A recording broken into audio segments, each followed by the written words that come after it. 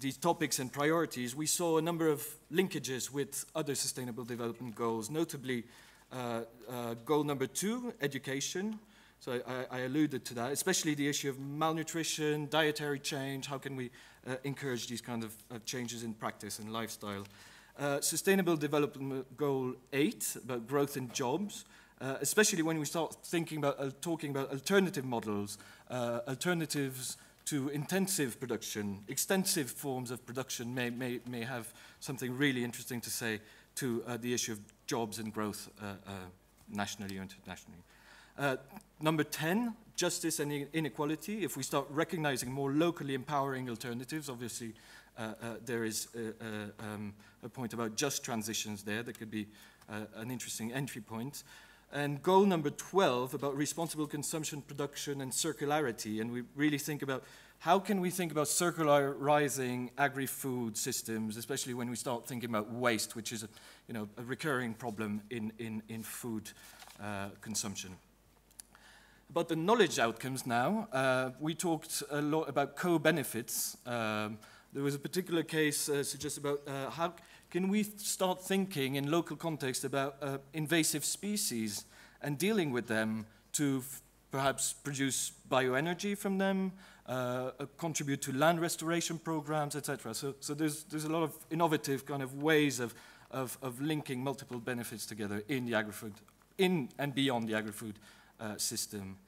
About knowledge, we saw that, there is such extensive knowledge out there. It's really about how to harvest and share this existing knowledge, as well as filling the gaps that might be identified. The sustainability of local and traditional production is something, there's a huge amount of tacit knowledge about this, about African foodstuff, etc., but this is perhaps not shared enough and not brought to the conversation enough. A very interesting point about actually one step towards being more action-oriented about the knowledge we bring to the table is to visualize and map the existing knowledge that we have on systems. Once you start mapping, really visually representing a food chain and the bottlenecks, the power concentrations that emerge at different parts of the food chain. This is images can have really powerful consequences for the general public, but also for policymakers that can perhaps identify problems better. So the issue of concentration of power, the circulation of goods and the way these food chains are configured, the issue of waste along these chains, there's scope for representation there. New and emerging models of production, we talked about that, and we thought this needs to become a bit more mainstream in the discussion. So the issue of regenerative agriculture, for instance, organic modes of production, precision farming, etc. It needs to come into the mainstream. Circulation of knowledge between localities. So we've discussed some, for instance, there's a forum of the larger cities in South Africa. The mayors communicate quite well between themselves, and how can you emulate this at different scales and across countries, etc. And there's a big discussion about this in Europe as well, and ICLE is here representing these kinds of networks that facilitate the circulation of knowledge, not only about best practices, but also about failures, and how can we be creative and locally. Related to that, and now I'm going into new models for collaboration and knowledge, the last question, there was a point about, so how do we start thinking about these new forms of circulating knowledge, accumulating knowledge, sharing it, putting people together in different localities, and terms such as translocal started emerging, cosmolocal started emerging. So it's not necessarily just about national, regional, trickle-down, or hierarchical flows of knowledge, but there might be spaces in between, and this is particularly relevant for a system like agri-food, where a lot bits of the system have an inherently local character, but perhaps not always connected. And I think perhaps two last points that I think were particularly important. One relates to problems with the scientific knowledge production and its availability, its open availability. From the perspective of, for instance, a research development agency or funder, one could see that there's a lot of duplication of research efforts, simply because one does not know and monitor the knowledge that is developed on the ground or even in research projects. The issue of open access sounds crucial. I mean, the European Union has a policy on that and is trying to push it, but is going very slow. And this is certainly reinforcing power asymmetries, empowerment asymmetries, and this is really a priority to be dealing with. And lastly, the issue of balancing between, exploring new modes, exploring new ways, configurations that these agri-food systems can take, versus, just doing it, exploiting this knowledge, doing it, reproducing the good practice that works. Last point, I just want to allude to, and perhaps point to a colleague at Vinnova, who was talking about new forms of framing, shaping, producing research agendas so that they might be more attuned, more aligned with societal challenges. Not necessarily specifically in agriculture, very general knowledge that the Swedish Vinnova agency is trying to push. And they call this model challenge-driven innovation. I won't go into the technicalities because I'm sure I won't give it justice, but really the way I understand it is not to start with predefined goals and specificities about how to do this research, but really start small, discuss, co-produce, and then scale. Thank you very much. I'll keep it to this because I'm way out of time. Thank you very much.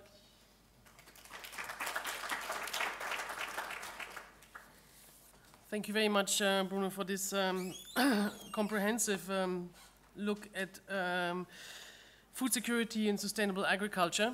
I think it was quite a challenge, and you were a little bit out of your comfort zone, so I'm like other people as well, but as we know, it's at the crossroads of different things that innovation is happening. So maybe this is coming up with something excellent. With this, I would like to ask Carlos for climate action to come up. We have already seen quite a part of his slides, but don't mind, we just do it again. Yeah, it's very nice to talk after you have watched the movie twice actually. Before I talk, anyway, it was a very interesting session, a very fruitful discussion also, and we had a very smart group of people participating. So we managed not only to cluster different issues related to climate action, but also try to find linkages between those. And tools or approaches that could be falling in between these different aspects.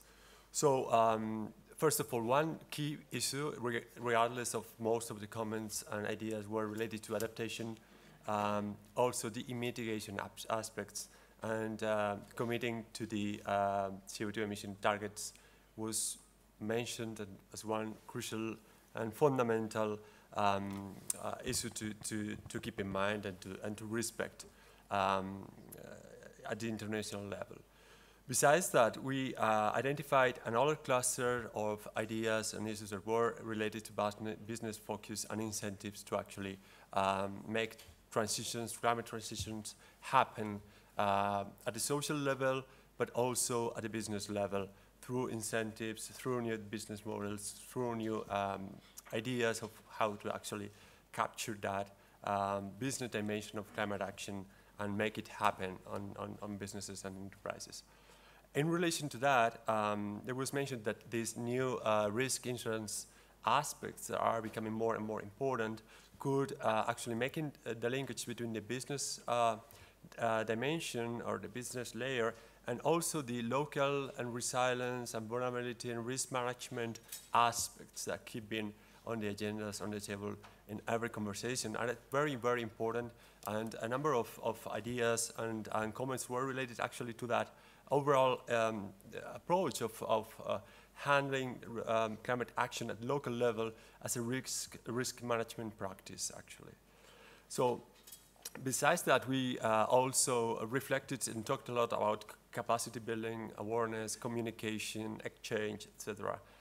That not only at a local level, at a social level, but also at an organizational and enterprise level. And that could be linking these two dimensions of capacity building, awareness, and the business arena. Besides that, governance aspects were also on the table, in particular in relation to cooperation, coordination, specifically across borders, and both vertically and horizontally. So international cooperation and also regional cooperation with our peers and across cities. And then all of this was explicitly and implicitly related to systems thinking and to, approaching this climate action challenge from a systemic perspective. And there was mentioned the nexus, but also other more limited interactions between different spheres that are very relevant for systems thinking. Perhaps the two more relevant that were mentioned were agriculture on the one hand, which, by the way, we forgot to include here specifically, and energy planning and access to energy also at the local level. So energy planning would be more operating at a larger level, and access to energy, to safe energy at a local level would be more the local and the community dimension of the energy aspects. And connecting all these and somehow monitoring all these, there should be some kind of additional tools or focus on the way of, tracking progress towards those objectives related to mitigation, those related to adaptation, participation, awareness, whatever. So this is on the key topics and priorities. Sorry. Now, when it comes to the key knowledge outcomes that could be expected from current research, these three issues were mentioned. First, low carbon development patterns, in particular in relation to urbanization in Africa and consumption and carbon linkages in Africa, which are highly under-researched and that really need a real and operational answer now, because urbanization, as yesterday somebody mentioned, is happening now, and it's happening in Africa, essentially in the world. So there should be an answer to that challenge from the research arena. Second, how to mainstream, to use, to integrate local knowledge, communal knowledge on formal scientific knowledge. How to combine those two types of knowledge into a consistent, integrated new type of knowledge that can provide answers not only to the science community, but also to local communities, and to actually help them find practical, feasible, and cost-efficient solutions for them, for their own challenges that are related to climate action. And finally, a new prosperity as a more disruptive proposal, and new mindset or total shift. There was proposed a new prosperity paradigm because it was claimed by somebody in our table that in any case it could not be feasible to achieve these targets under this economic system. So if we want to really achieve something, we should really think about a very disruptive change based on a new economic system and a new paradigm that could be allowing us to actually deliver on these challenges. Otherwise, it wouldn't be possible. That's why we have included here as last and most disruptive kind of insight that could be delivered by the research arena. But I don't think that is only up to the researchers to propose. Anyway, in terms of new models for cooperation, again, goal setting that is crucial, and cooperation around goal setting and identifying specific needs from businesses, communities, and so forth, and cooperate around you know, common goals and shared ways of identifying these goals and set targets. That was something that was mentioned. Also, the need for new approaches, incentive for cooperation over businesses and geographical borders that are somehow overcoming the barriers we have right now to exchange due to formal or informal barriers we have at different levels. Was also mentioned that's something to progress in that direction. In terms of methods, integrated knowledge exchange and challenge-driven innovation was also mentioned here. Yeah, just one more and I'm done. And value chain collaboration or collaboration over value chains, not only across borders, communities, etc., but also from a business perspective, cooperation over value chains of products and services. And some very specific ideas here. For example, a possible potential KIC, knowledge innovation capacity, which is a sort of European institution or a form of cooperation that has been institutionalized by the European Union, was proposed for climate action as a possible container for these new ideas. Sustainable development goals-driven innovation procurement, Uber for energy in Africa was mentioned as something that could be interesting to have to help local communities access energy provision. Again, a new definition of knowledge as a combination of formal and informal knowledge, not only scientific knowledge. Cooperation with people, driven by people, and based on people's needs. That's crucial. And here we identify the various levels of cooperation, city to city, community to community, different types of governance cooperation, vertical, horizontal, etc. And also within Africa, that was mentioned as a key issue for South Africans, because they felt that somehow they were not really connecting with other African countries and exchanging knowledge around this topic with other African countries. IT-enabled exchange, everything related to social media, crowdsourcing, etc. And the last one, new experimentation platforms, which is something that was mentioned before as well. So thank you. And also thank you to the people that participated, because it was very fruitful. Thank you.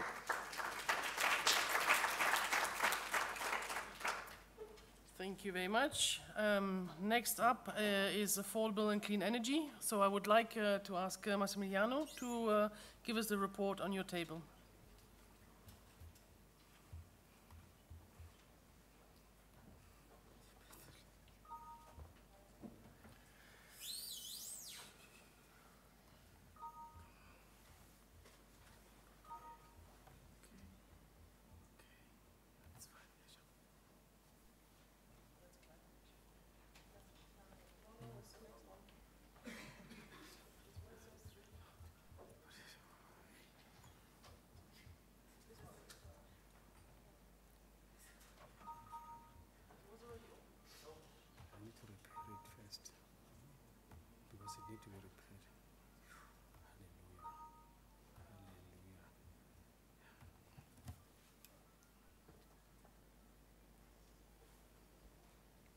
This one.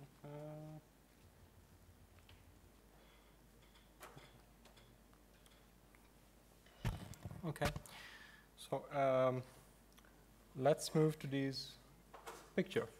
So that's my attempt to. So let's start from here.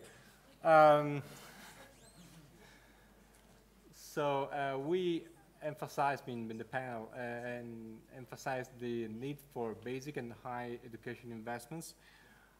This is well known that education investments are linked to technological issues. We need the capacity, to build up the capacity to absorb knowledge. Also, this is linked to behavioral change that we need to have in order to introduce new ways of consuming energy.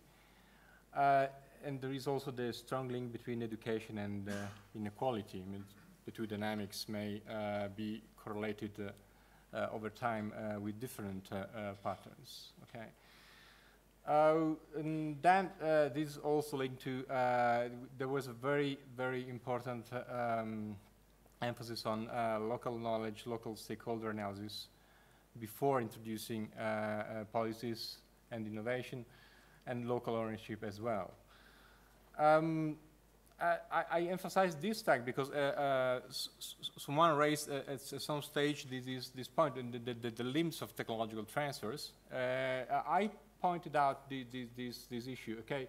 And also we debated about the need to set up industrial capacity in Africa. This is linked to the fact, I don't know if you know the evolution over time, this is a structural change fact.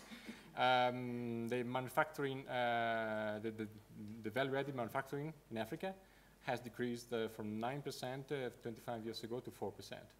And the high-tech share of industries is stagnating over 25 years. So it is true that those are resource-based economies, but then you also know, don't want to be academic, you know the resource course hypothesis.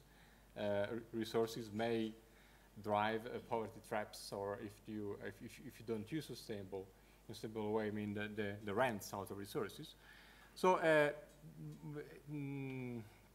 this industrial capacity behind renewable energy production is something that should be linked to local knowledge to create asset-specific type of production and consumption. Okay. Which is also true for okay, because it's a bit there. Okay, thank you. Oh, very effective. Thank you very much.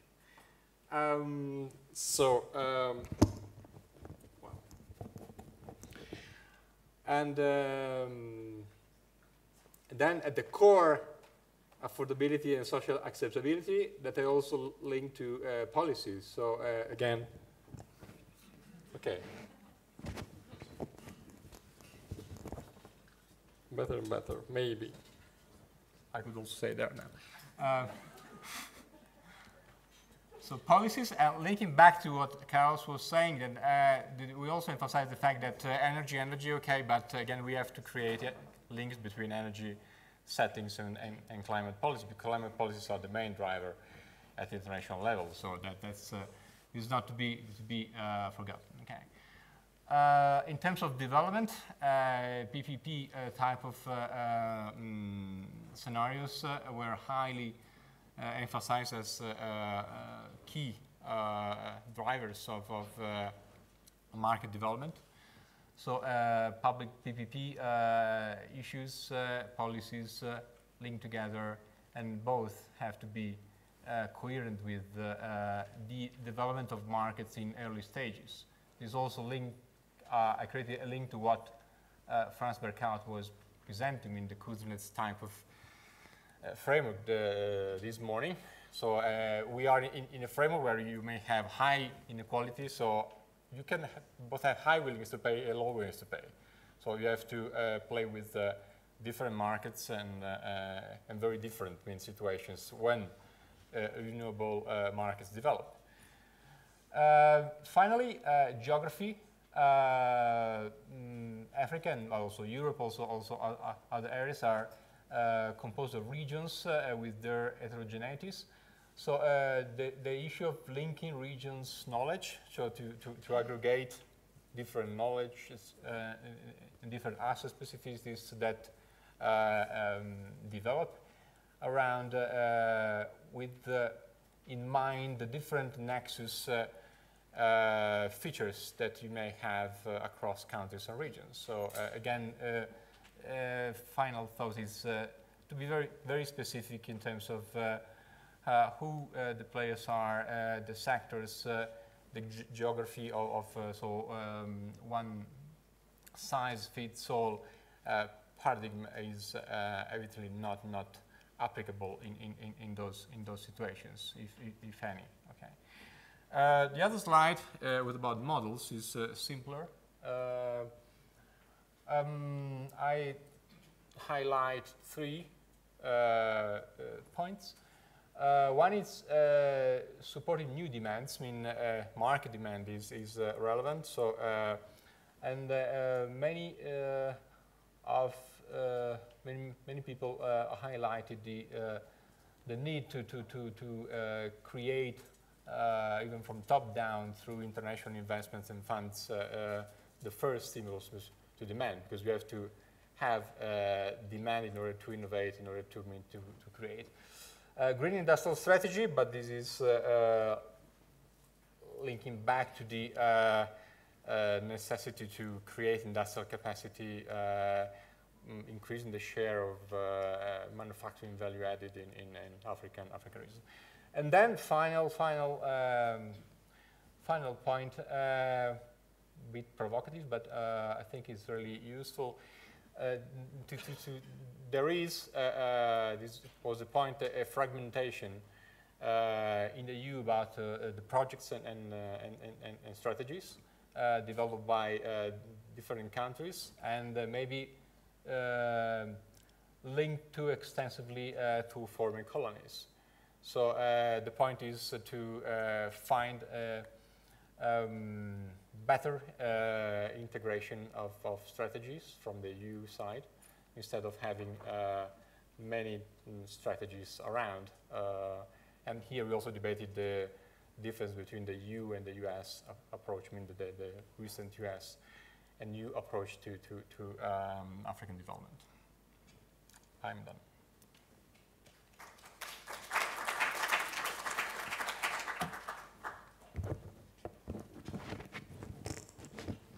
Thank you very much. Thank you very much, Massimiliano. So we go straight into clean water and sanitation.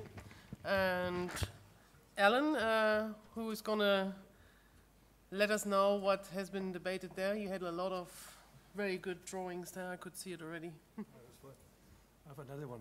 Can I use this one? Okay. Take that one out. No, it's fine. You can laugh for so long.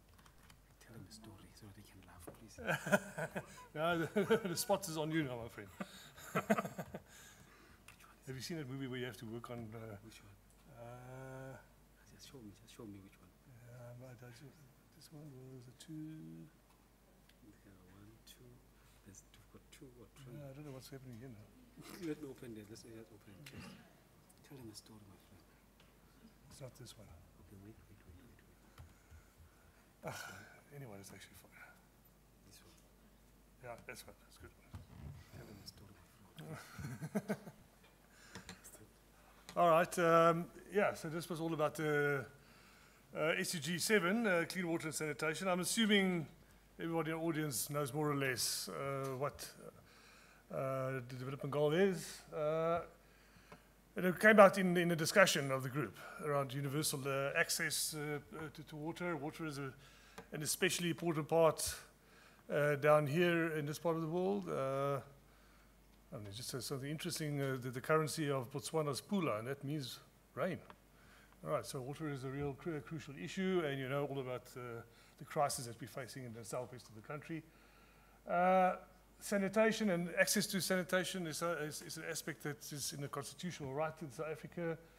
There was a lot of talk about how to improve water quality from a pollution perspective. Here where you are, we're sitting, well, not specifically here, but in Johannesburg, we're sitting with a major acid mine drainage, which is a legacy of a whole mining industry that we need to deal with. We had a whole discussion around water use efficiency, and it's actually crazy in this country. And I think we can learn from many of our colleagues in Europe around how to recycle and reuse water. So that came up quite a lot. Integrated water resource management is an aspect that is addressed in the South Africa regulations, but we felt a lot more could be done. And also in terms of protecting our ecosystems, aquifers, and those kind of aspects came to the front.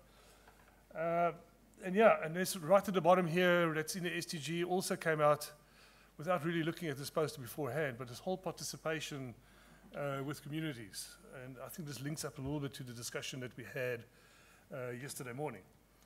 So yeah, the three questions that we posed were first the key topics and priorities. It's sort of interesting with the two groups. So when the first group ended and said they're going to move on, it was like, well, we're just going to tell the same stuff in the next table, right? I mean, because it's not that big difference between water energy, but there were some differences. I think the first group tended to lean more towards, I would say, softer issues, and the second group more towards harder issues. And maybe that's a way to distinguish around it. So, but then Imke and I did try and group them sort of together in sort of common themes that came out between the two groups. So resource management, and that refers more to ecosystem services natural ecosystem services versus infrastructure management processes, which is something that we're really struggling with in the South African context. There's a lot of emphasis in our industry that we need a lot more capacity and physical asset management. And that's something we can talk about in terms of knowledge transfer. And then we're just alternative technologies, how we're going to use grey water more effectively and more, like I said, hardware innovation versus just simply looking in communities in terms of energy access and provision and looking at innovations at a small community type of scale. Governance came up as a sort of general concept, but then life cycle accounting, which is something that we're not really considering in a South African context. In life cycle accounting, we typically talk about water footprinting. We don't even know what the embodied water is of a lot of our products.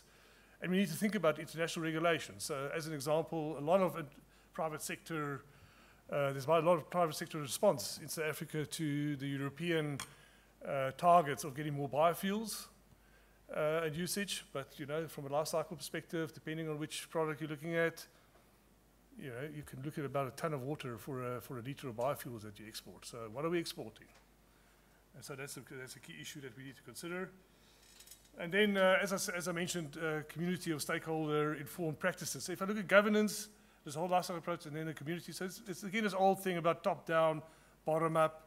We can't simply, and we'll get to that this afternoon in a policy discussion. You know, we tend to be well equipped from a top down perspective, but how we actually do things on the ground and how we get information from the ground. And I think that we'll get to that in a moment in terms of some of the models. And then, yeah, there's a big issue around education and the capacity building. And two issues came out there that I thought was interesting is just curriculum development for schools. And maybe there's some collaborative learning that we can do with our colleagues in Europe and how practically some of the stuff is incorporated into curricula. It's the kids that we need, or children that we need to get on board. I'm sure those of you that have children know that you get wrapped on the fingers if you don't think about these things these days. And then also just communication. How do we communicate to society in general? And then lastly, Carlos may mention that, I mean, this whole systems approach also came out as quite strongly. In terms of outcomes that we expect from research from the group, again, quite different approaches. I mentioned the water footprinting and having more knowledge sharing platforms. And we also talked about eco-labeling. That's something that doesn't exist in South Africa. We're really struggling in the last decade to get a decent water star rating off the ground, similar to what might be available in European countries. So the LCA labeling came out as an aspect. And then obviously this is Africa. So agriculture, and yeah, right at this point in time in the Western Cape, that's one of our biggest agricultural produce parts of the country. We are going to lose the entire crop this year because of climate change and how rain patterns have changed. So we need more or better tools to understand how climate change is going to influence future agricultural production. And then it was also mentioned, so that's again, it's a sort of high level down to the ground. So innovative irrigation methods, drip methods is stuff that we've been doing in South Africa already, but maybe we can improve on that. Yes, as I said, a lot of talk about improvements in efficiencies all over the show, recycling. There were a whole lot of points made around that. And then I think the last one I left, which is really important for me, is this synergies or interaction between, let's call it conventional science and then indigenous knowledge. Because, and how do we capture that indigenous knowledge, and what does it mean, and what do we use it, and how do we transfer that? And that comes into new models. And I'll get back to that in a moment.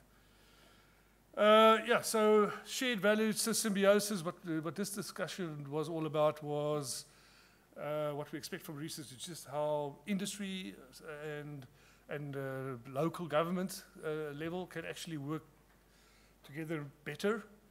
We've had one or two examples where, for example, Nestlé has been doing quite good work to interact with the local municipality where they have the operations to improve their water infrastructure. Nestlé does require it for the operation, they need good clean water, and the local infrastructure was just not adequate. So there are good opportunities there for knowledge sharing and technology transfer.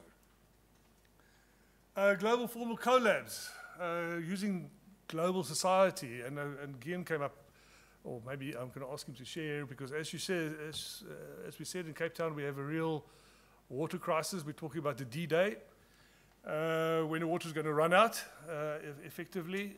So again, just what are you guys going to be doing to try and solve this crisis of ours? We're going to be holding a hackathon called Hack the Cape Town Water Crisis. Again, maybe we can just use the microphone. Just press the green button. Hello? Yeah. Okay. We're planning to hold a hackathon called Hack the Cape Town Water Crisis. And we're working with the Cape Town Science Centre and the University of Loughborough in the UK. They're going to bring on their PhD students in January.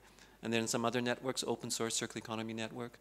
And the idea is to try to, because we might run out of water, reach zero water day by January 2018, which is not too far away. And I've already experienced, if you lived in Cape Town, you know what it's like right now, dealing with the water crisis. But we think that we have to run the first leg of the hackathon in December because of how close it is. So we just want to gather ideas first and do a situational analysis, and then pass off what information we have to the University of Loughborough and take it from there. So any partners who want to come on board, you're all welcome to, because the more the merrier. Just explain a little bit more what a hackathon means in this context. Hackathon is just getting a whole bunch of people together and just brainstorming, coming up with ideas. You know, in the software world, when you have a hackathon, you have a lot of coders coming together and doing that. But here, we're just going to brainstorm and see what kind of ideas we can come up with first.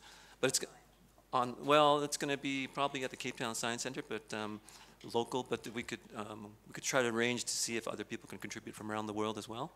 But it's going to be an ongoing thing because you can't solve it by just having one weekend. So there's going to be multiple stages over the years. And it might lead to a Hack the Global Water Crisis hackathon, which includes multiple cities that are suffering water stress as well. Yeah. So I think that's an interesting way, innovative way of getting a lot of people to contribute virtually. It's open source, so that information is available. Yeah, we're testing, just one last point, we're testing this concept of cosmo-localization, where using the internet to create a global design commons, so everybody can share the knowledge, and then we can all download it wherever we are to apply it locally. Yeah. Please let us have this information. We can spread the information about your hackathon on 4SD, so that more people can join in.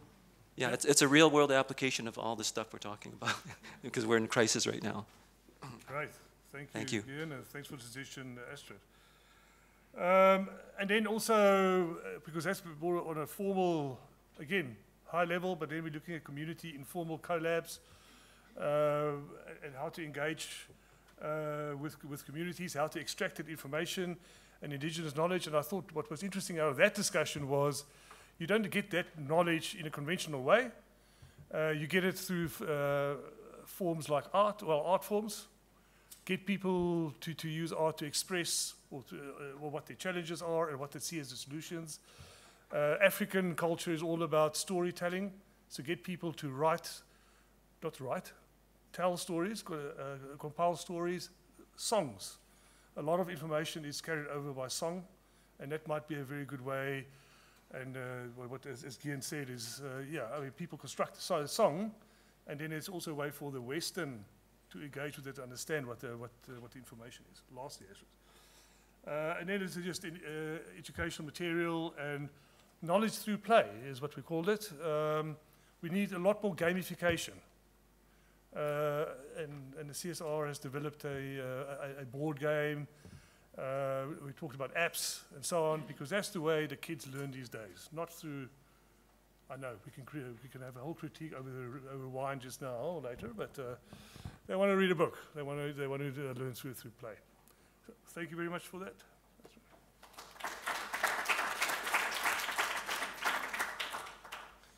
Thank you very much. I would also like to say thank you for the nice format of presenting the outcome. I think we can use this as a good practice example.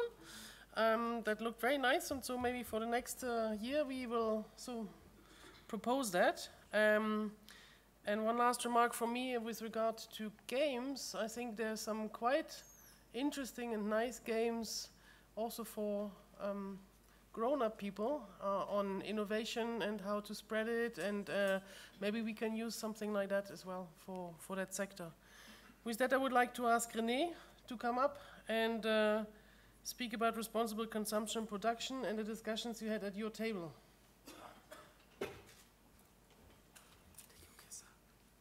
Yeah.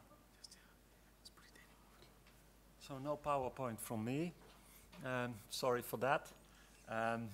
Just an old-fashioned Word file with some things noted down by Peter. And, well, I've been asked to present it. Well, many of the things have already been said, sort of the importance of local knowledge in particular. But what I will do is I will go through the inputs from people in a structured way. So what we did is we structured the insights according to a number of topics, one of which is business models for sustainable consumption and production. Well, a business model, an earning model, which allows you to do what you're doing is a necessary condition.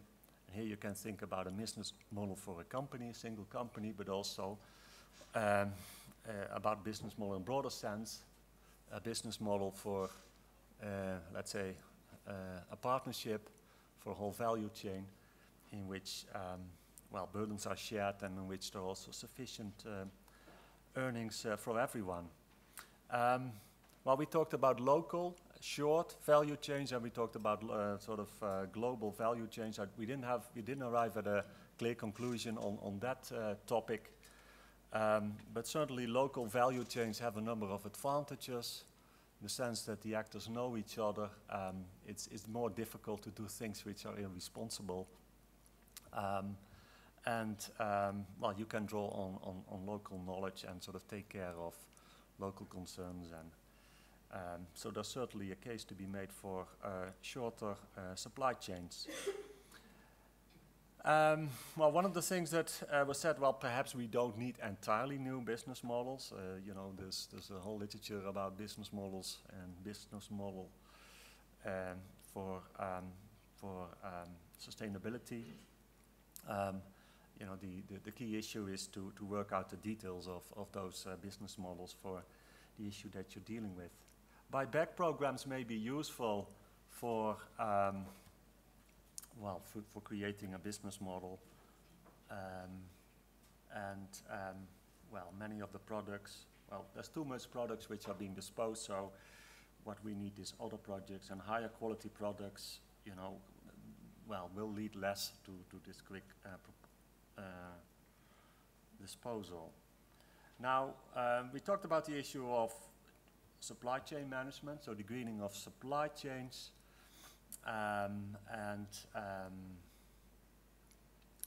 Well, this greening is not something that companies can always do on their own, so there's a clear role for government there.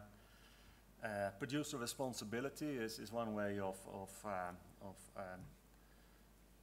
is one approach that is useful. It's been tried and tested in Europe with some positive results, but you should not expect also too much from it. Well, for making it easy to engage in sustainable production and consumption, an enabling framework, you know, it makes things easier. It can level the playing field, and well, there are many things that can enable this, and there's a long list of issues that you can read. I won't read it out. Education, you know, attention to the issue of driving a secondary resource economy, which, you know, could be the basis for a programmatic approach. Sustainable public procurement is important and is already tried in Africa. Well, there's issues of experimentation and learning. Others have already mentioned as something important. Yeah, I mean, we also had a couple of don'ts. One of the don'ts was, well, you can't really rely on sustained subsidies, so that's an approach which probably only works in the short term. Another thing that's been said by Henry Roman was, don't go for waste for energy, and this is exactly what Europe has done, and it's making it very difficult then to engage in repair and reuse activities, which actually, you know, have much more to offer also for dealing with issues of creating a more local and responsible economy and dealing with issues of exclusion. The context itself is often not enabling. I think it's important sort of to actually acknowledge that. I mean, certainly in Africa, we've got a context in which poverty, exclusion and inequality are important. So these are also priority issues, and they may not go well with issues of eco-innovation. We've heard in the presentation of Linda that waste management is not a priority. I think that holds true for greening more generally. And I think it's also correct to say that for many of the consumers, you know, those issues are also not priority issues. So as in Europe, I think people's aspiration as consumers, well, are mostly, you know, aspirations as consumer, let's put it that way. And that creates all kinds of barriers. And I mean, it was even mentioned that coal energy or coal electricity is even favored over renewable electricity by some people because, well, for cultural reasons. Well, another structural problem, and I think we all know that, is that, you know, that an economy based on profit maximization, where investments always seek, you know, the highest profits, is really to the detriment of sustainable consumption and production, and is also to the detriment of a local economy. So if part of the profits could only be invested more locally, I think that would already make a big difference. Now, in the case of waste, let's say the cheap landfilling is a big problem in the African context, certainly in this country, but also many other countries, of which I'm not an expert. But we heard that this actually will change because the problems are growing so big in terms of landfill capacity that new landfills have to be created. They're likely to be created farther away. Well, this will drive up costs, and I think this is when, you know, going to be helpful for creating a secondary resource economy. Well, I've arrived at the last topic that we discussed, which is the topic of a local economy. I think that's an important topic, you know, to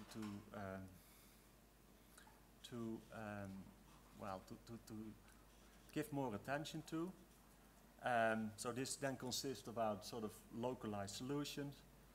And an example, I mean, we heard of several examples, one of which is to use the water from toilets for watering land, and also to have biogas plants for generating electricity. Those are perfectly viable, sort of in the local context.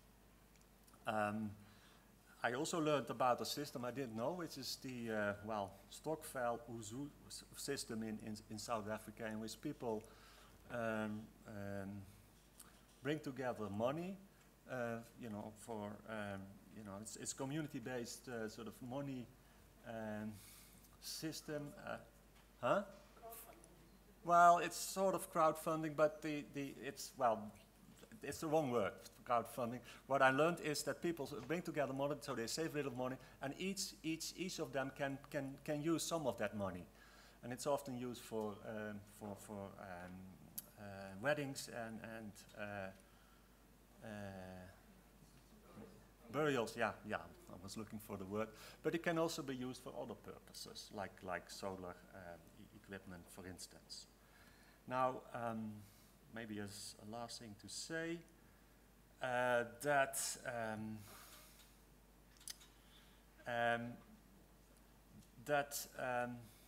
we should not only be thinking about technology, but also thinking about alternative ways of doing things, sort of organizationally or as a community. So there's also an important role for place-based organizational innovations or social innovations.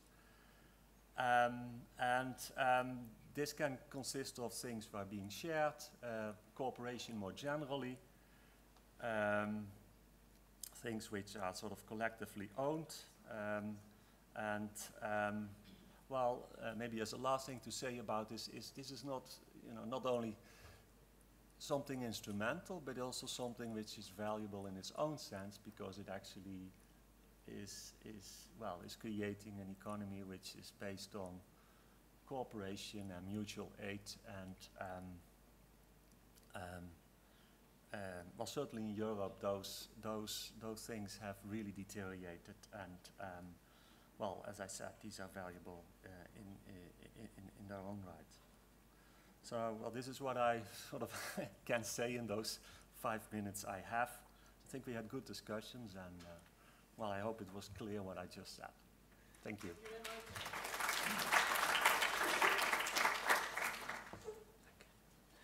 Well, thank you very much, René, also for your report. I think very, very well structured, very, very good things that you have come up with. Thank you very much. I have a little question to you. Who has been participating in a World Café before? All right. So can we do the other way around? Who has never participated in a World Café? Okay, not so many people. So how did you find the exercise in general? Did you like it? Was positive? Yeah? Okay. Very good. Well, thank you very much. I would like to say thank you to Will, Bruno, Carlos, Pierre, Simone, Massimiliano, Alan, Imke, René, and Peter. And I would like you to give them a big applause for all the work they've been doing.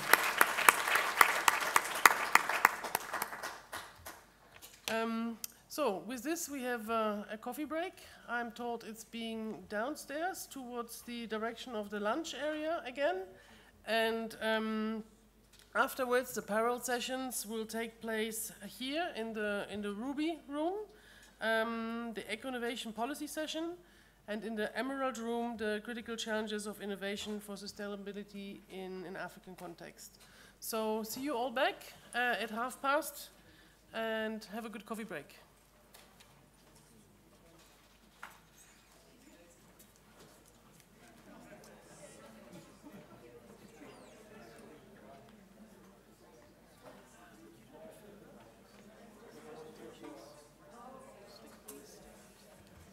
The war file?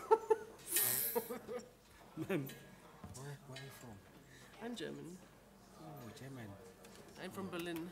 Berlin. All Why? right. I'm asking. I want to know people. I want to know people.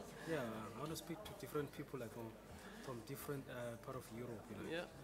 Yeah. Yeah, I'm from Berlin, but I live in Belgium. Oh, you live in Belgium. Mm-hmm. Why you went to Belgium? Because a very nice job opportunity 28 years ago, and since then I live in Belgium. So what language do you speak in Belgium? French and Flemish. Flemish is a little bit French, Yeah, and Flemish, which is a little bit like Afrikaans. Okay. Comment ça va? Ça va très bien. Merci.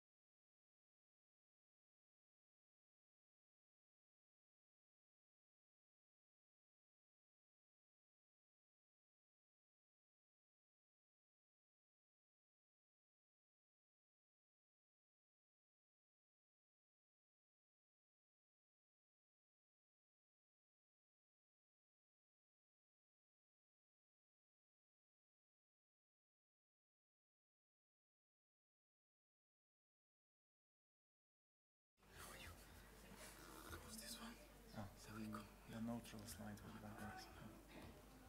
Perfect. Super. That will show on.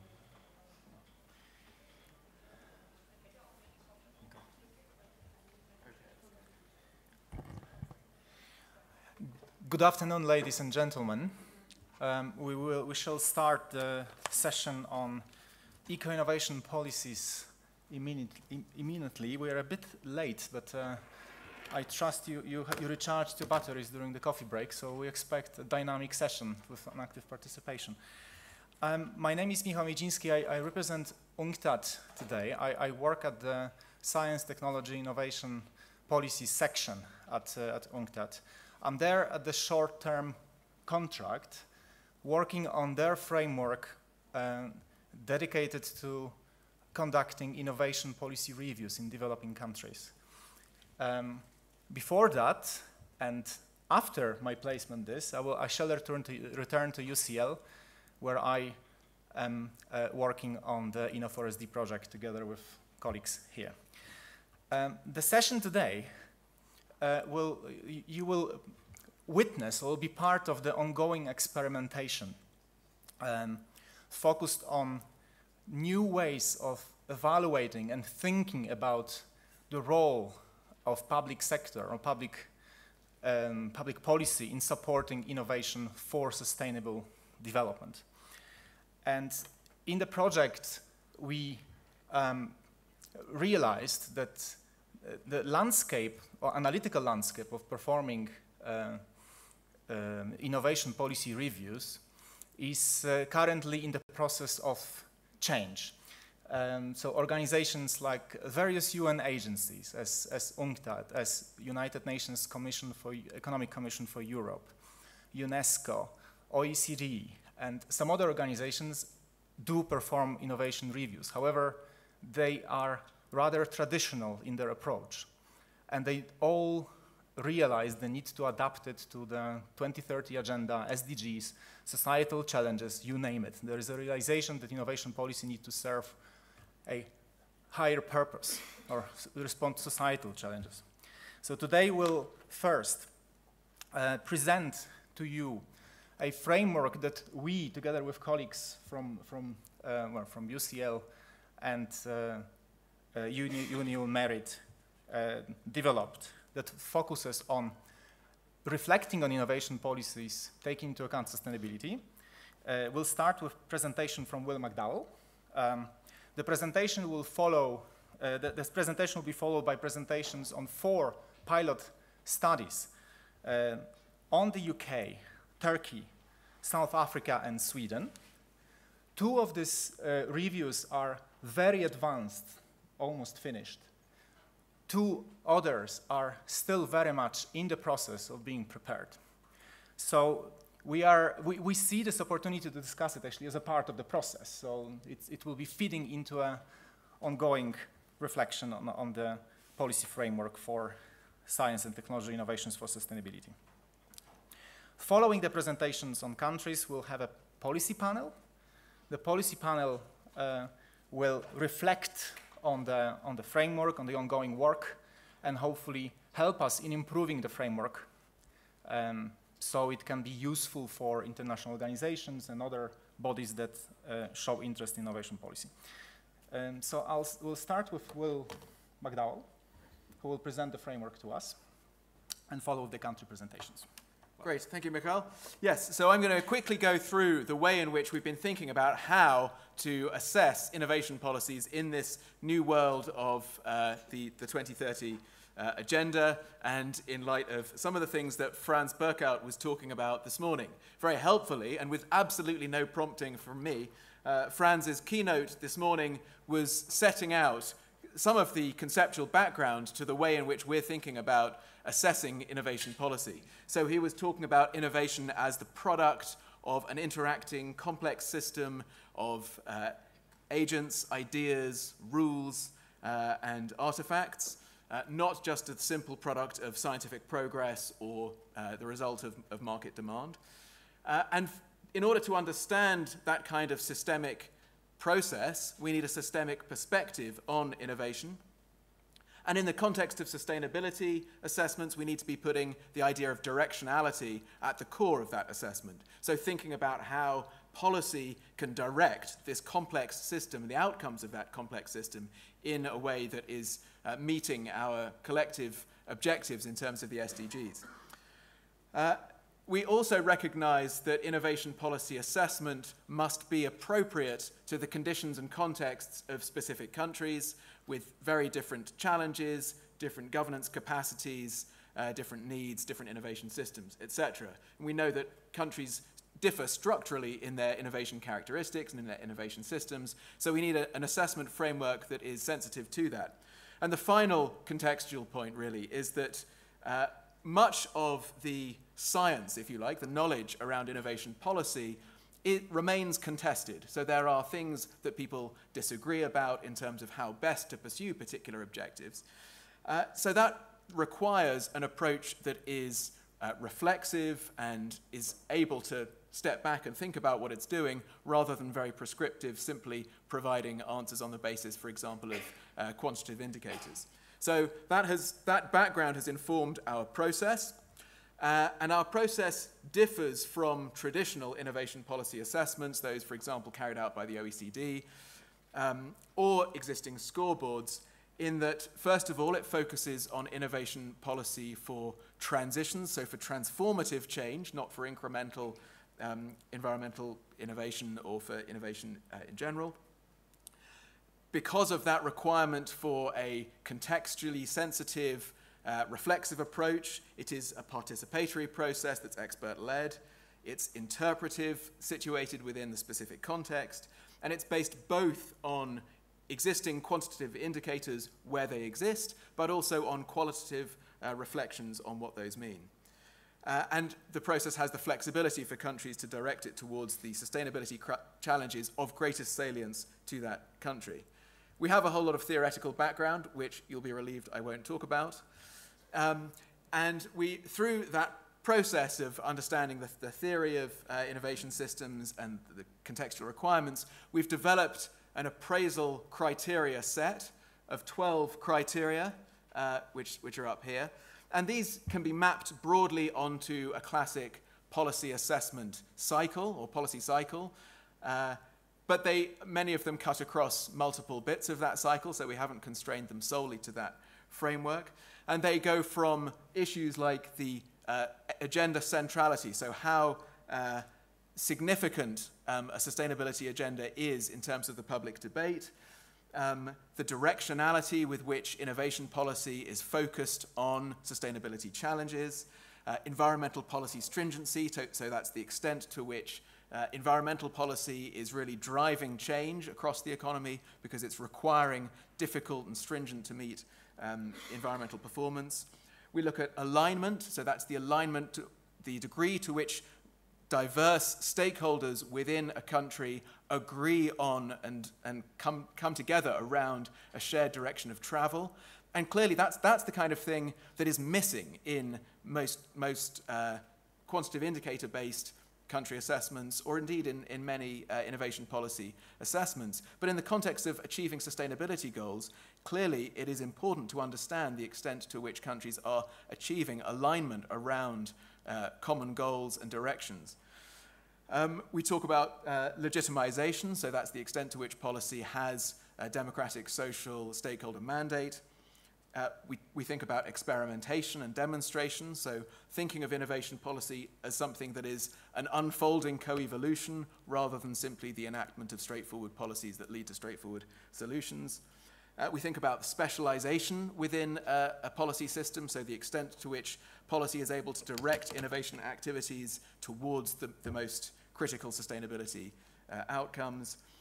We think about the coherence of policy, so obviously that policies are consistent rather than pulling in different directions. The distributional impacts, so thinking both about the extent to which green innovation policy might lead to unfair social outcomes, but also thinking about the importance of bringing with you as a policy system various social groups that are needed to maintain alignment around common objectives. We think about effectiveness and as any policy evaluation would do. And we also talk about the extent to which countries are evaluating and learning from policy and policy experience in an ongoing way. So that's a very quick tour de force of the criteria. You'll be relieved to know that each of the country presentations is not going to slavishly go through each of those and explain how each country is doing, because that would take an enormous amount of time. But the thing I do want to highlight is the process for doing it, and we have these scorecards that help provide a depiction of what good performance looks like against each of these criteria. And these scores have been developed through this expert-based participatory process. And we score countries, and we also indicate the direction of travel, so the degree to which the country seems to be improving its performance or decreasing. So those are the 12 criteria, just with slightly more description to each of them, which I've run through. That was a quick tour of the process.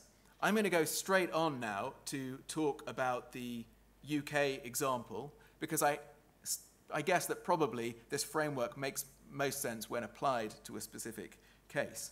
So I may need our colleagues' help to do that. Here he comes. So, It's okay.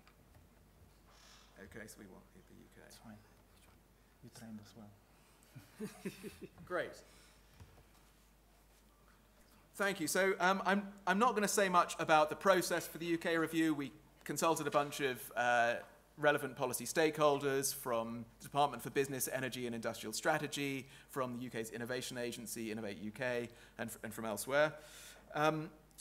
So I'm just going to talk briefly about some of the criteria that I think are most interesting in this context, and provide some reflections on the way that this approach to policy appraisal is informing the discussion. So in terms of the specific policy criteria and policies that seem to be weaker in the UK, how well the framework is working and how useful the process has been. So in terms of context for the UK, sustainability and sustainable development in the UK have been to some extent overwhelmed by the UK's ambitious carbon targets. So in the last few years, the climate change agenda has been the big show in town in terms of the way that the UK thinks about sustainability issues. And that has both strengths and weaknesses, but it's meant that for this purpose, we've focused largely around decarbonisation innovation for this process. So we have stringent carbon targets, and that's the overwhelming frame through which the UK has been thinking about sustainability. At the same time, over the last few years, we've had increasing concerns about the costs of energy. And the UK is, of course, an industrialized country with innovation leadership in some sectors, but also with long-standing problems with productivity and productivity growth. So we have a few sectors that are very strong performers and a long tail of fairly low productivity. And we've had very little productivity growth across the economy since the financial crisis. And one of the responses to that has been a new generation of industrial strategies, which signal a change in the way that the UK is addressing innovation and innovation policy from what 10 years ago would have been more or less unthinkable. The UK was very much a believer in the idea of setting some framework conditions and then letting the market get on with it. More recently, the UK has been taking a more interventionist, directive, enabling role as a state in terms of directing and enabling innovation. And in fact, just on Monday, the UK published a new strategy, new industrial strategy. There's been an ongoing process for that. And that strategy includes these grand challenges, which are now used as framing devices for directing innovation policy supports, one of which is around clean growth, another of which is around mobility, both of which have important implications for the low carbon agenda. Others are the aging society, which is, of course, relevant in the context of SDG discussions. So that's some broad context. So how well do we think the UK is doing? So I've got a kind of a spider diagram the idea for which I stole from my Swedish colleagues, who will be presenting theirs shortly. And you can see here that the two areas in which, this is the score from kind of 0 to 10 for each of these criteria, the two areas that the UK has done weakest at in our assessment relate to consideration of distributional impacts and experimentation. And so I'm going to focus on those in my remarks for the next couple of minutes. The experimentation criterion, again, is one that tends not to exist in traditional innovation policy assessments and has been actually one of the more difficult ones for us to assess. The International Energy Agency provides very useful data for OECD countries on energy R&D spending, public energy R&D spending, and helpfully, for my purposes, they separate the portion of spending that is dedicated to demonstration projects. And I've got that data here, the share of each country's energy R&D that is dedicated to demonstration projects. We've got Sweden and Turkey there. We don't have data for South Africa, unfortunately. The UK is the dashed blue line, and as you can see from that figure, it's declining, which is a pity, that the UK seems to be dedicating a lower proportion of its R&D energy research budget to demonstration. Actually, what's happened is that the amount of demonstration funding has remained constant, but the overall R&D budget has increased. And that seems a real pity, that we're not doing as much demonstrating of real-world technologies. And there is also a feeling within the UK policy system that we are not doing what might be conceived of as larger scale, true experimentation, rather than simply demonstration projects. So we are not doing enough in terms of trialing different mobility systems in cities, trialing different policy approaches to inducing sustainability in heating, for example.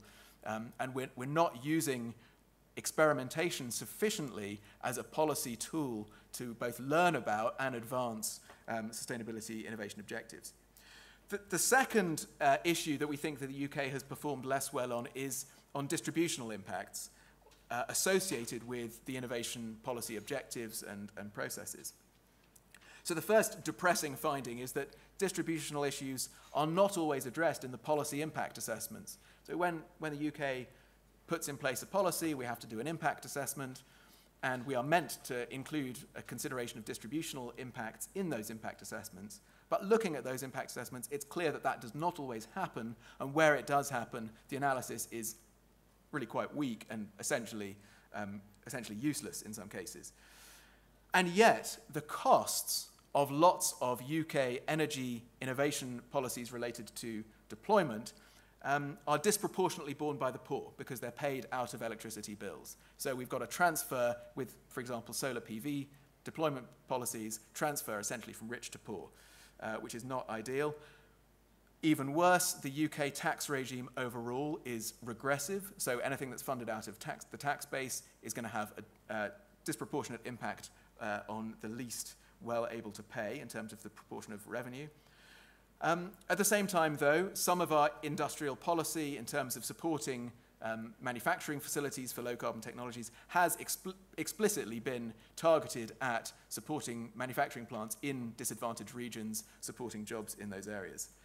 I'm going to talk very briefly about two of the areas in which the UK has done well, but in which we have a declining trend, because I think that's also important. And those are agenda centrality, that's how important this issue is on the public agenda, and alignment, the degree to which people agree on what's important. This is newspaper mentions of, prominence in the national newspapers of eco-innovation, clean tech, clean technology, and it peaked around about the time of the passage of the UK Climate Change Act, and it's been declining ever since. This issue is dropping off the public agenda, and we have increasingly fractured debate about it. So to finish off, some key issues come out of the assessment in terms of what the UK is doing. We have fairly strong performance in some areas. We have weaknesses in policy evaluation, in experimentation, and in demonstration, and we've got some worrying trends around the degree of political consensus and stakeholder consensus around the direction of travel. In terms of how the process has worked, what was one of the interesting things in talking to stakeholders was that the things that they found most interesting about our framework turned out actually to be exactly the same areas as the ones in which the UK is performing weakest at. So policymakers thought, wow, this is great. We don't think enough about distributional issues. We really should be including this in our innovation assessments. We don't think enough about experimentation. This is really helpful. We need to be thinking more about how to assess and measure and understand experimentation with policy as part of an overall strategy for innovation for sustainability transitions. And also, we don't do evaluation well enough. We don't learn. When we do experiment and when we do implement policies, we don't learn from those sufficiently. I don't really have any time left. I mean, I wanted to flag that we have some conceptual challenges with this, the framework in terms of how we define and think about what is experimentation in particular, and just to observe that it's much easier to find good quantitative indicators for some of the criteria than for others. But actually, those ones that we don't have good indicators for are often those that are subject to greatest contestation, and for which highlighting them through this process is perhaps the most valuable. I'd better stop, because Michael looks cross. Okay.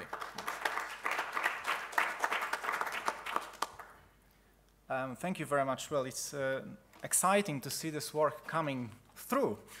As Will said, it was quite a task. It was a tall task to bring it together. So seeing actual results is very exciting.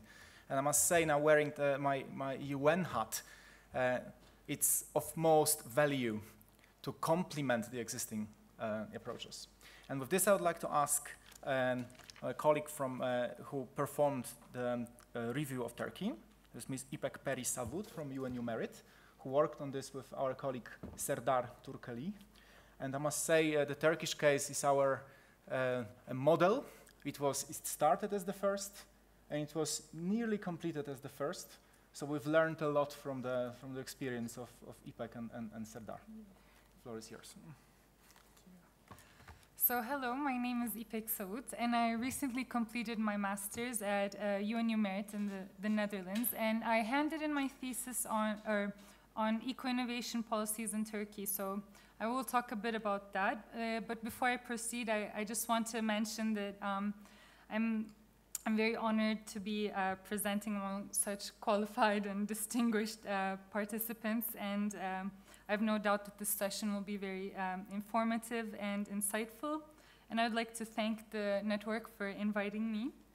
So in my presentation, I want to quickly go over just exactly how we conducted the appraisal. I want to also talk about the country context and mention some features of the governance, some explicit policy documents, and then obviously go over the STIR framework criteria and also mention some key messages. So, like I mentioned, for my thesis, I wanted to benchmark eco-innovation policies in Turkey. And my supervisor, Dr. Turkeli, who is consequently one of the co-authors of the STIR framework, he suggested that I utilize this framework that they were working on, the STIR framework, to conduct my analysis. And he kindly invited me to witness the application of this pilot project, the STIR workshop, that was held in Turkey this past May. And so I was lucky enough to go and take notes and act as a scribe.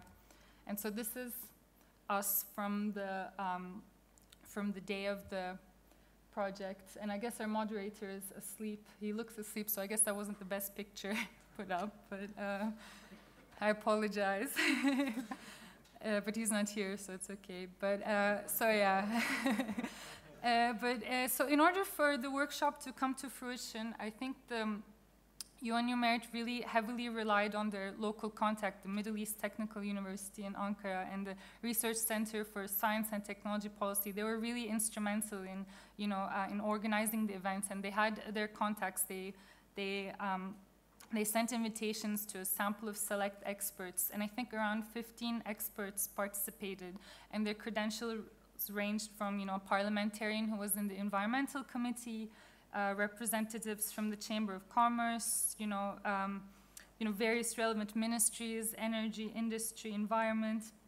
So yeah, and the format of the event was not unlike this one. It was very, so the moderator posed some prompting questions, discussion questions, and and the participants were very eager to have to give their opinions, and they had heated debates. And Appendix B from the STEER framework, which has prompting questions and tables, was handed out, and the participants, spent the whole day filling them out. They also, if they so wish, they could fill them out later on and, send it over at a later date.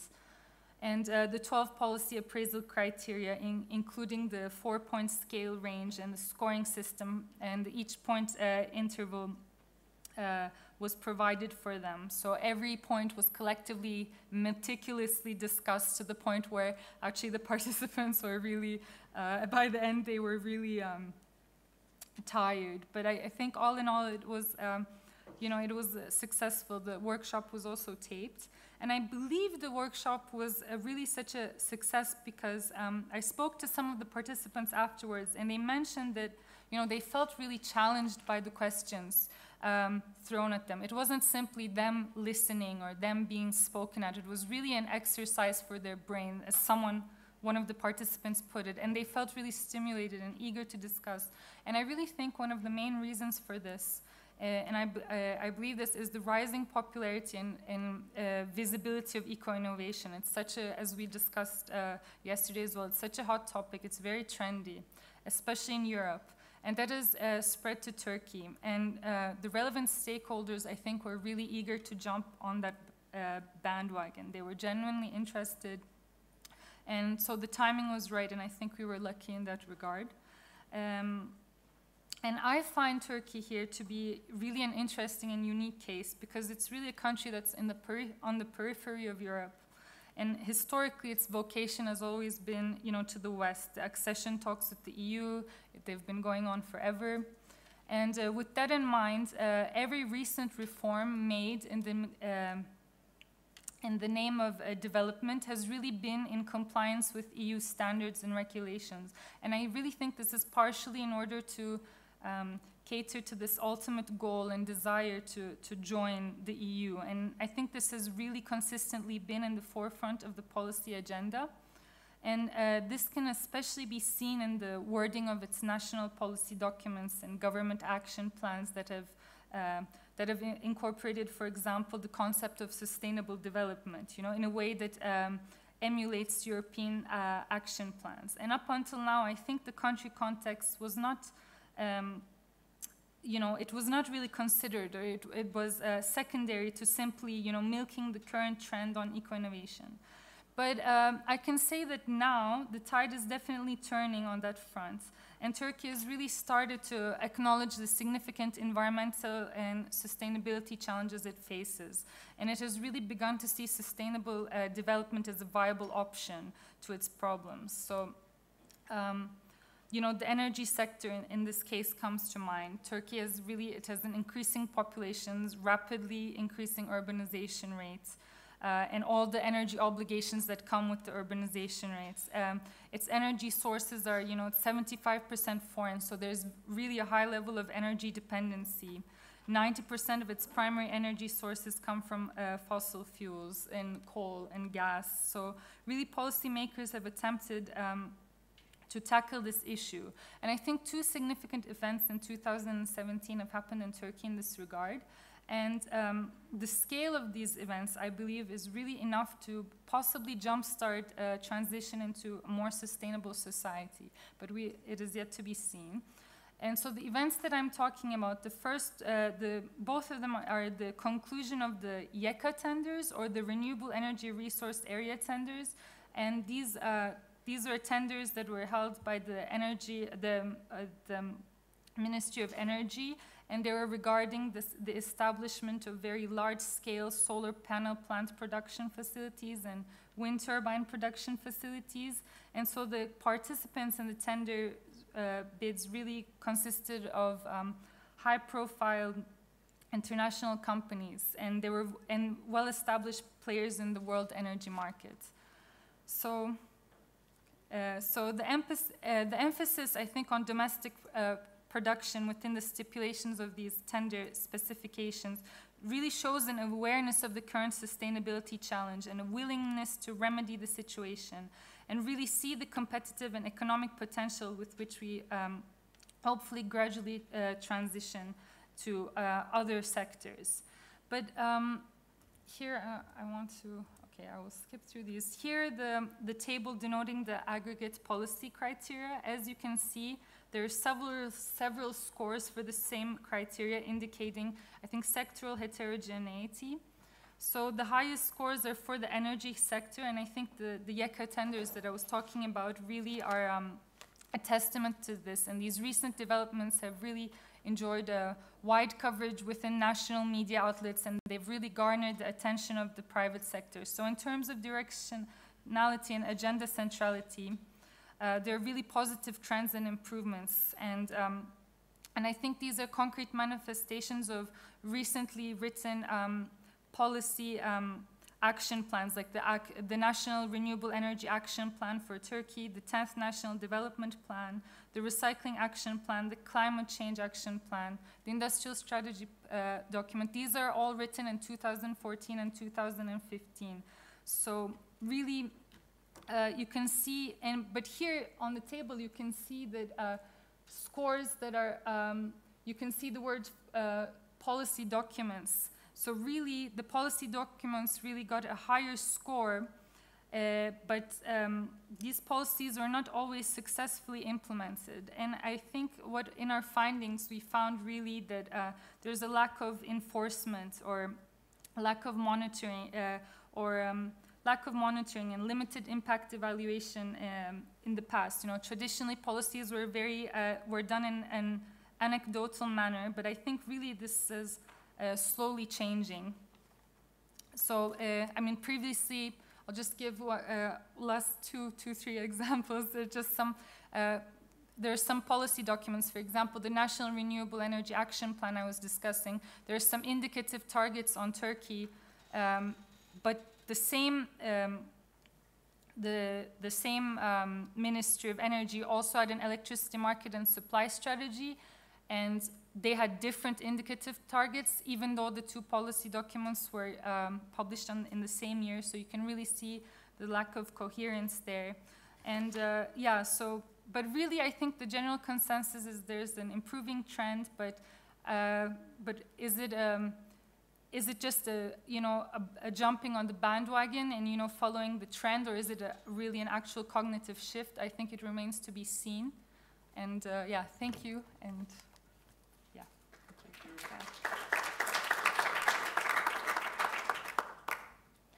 Thank you very much, Ipek. I mean, as you can imagine, it's really a challenging task to first of all, to embrace this methodology, because it's a systemic evaluation methodology, which means that you from the outset, you have to kind of like a big picture view.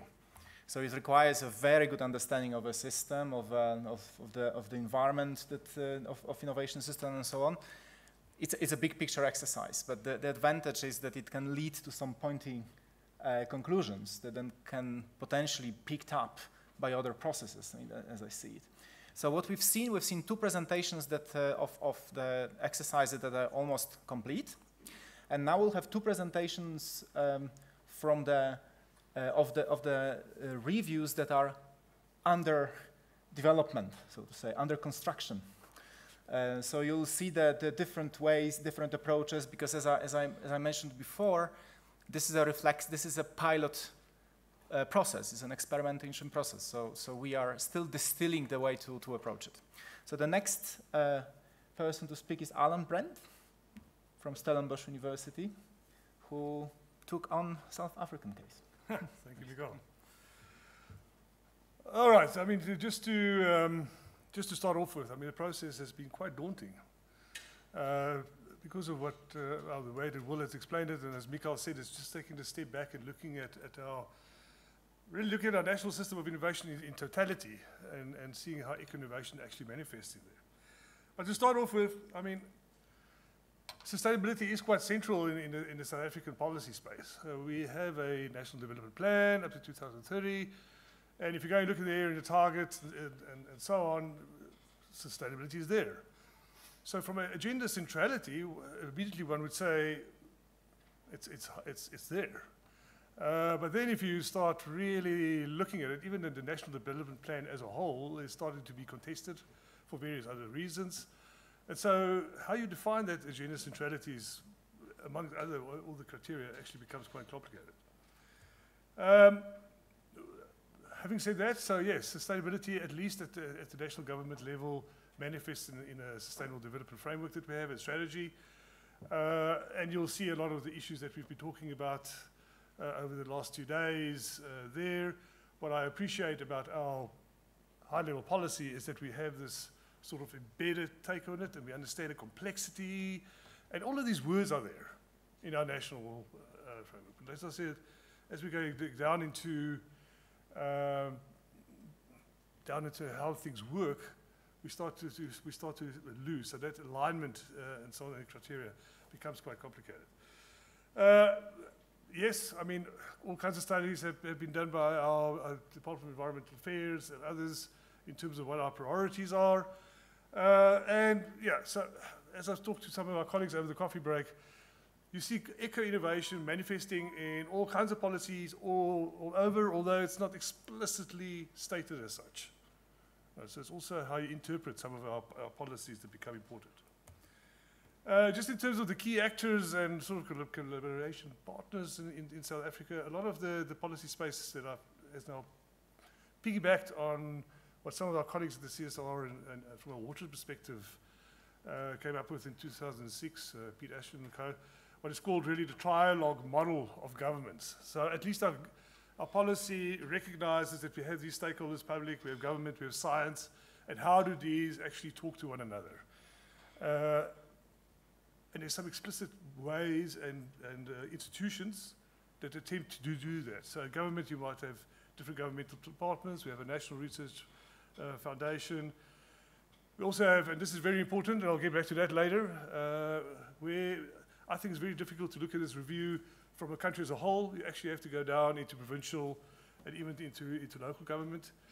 You have research institutions sitting at various levels of the value chain, of the innovation value chain.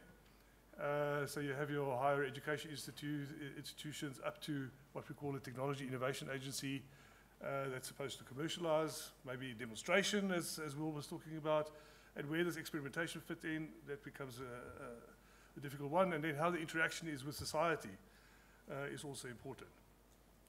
Our Academy of Science of South Africa has highlighted a whole lot of determinants for transformative eco-innovation, things like regulatory environments, economic, research, education, cooperation, and information in instruments. And I can go into any of those in much more detail, don't have much time. But one of the key ones, as an example, at the regulatory level, is this whole alignment, and this lack of coordination between policies and some of our regulatory instruments. And I don't think that's new to South Africa.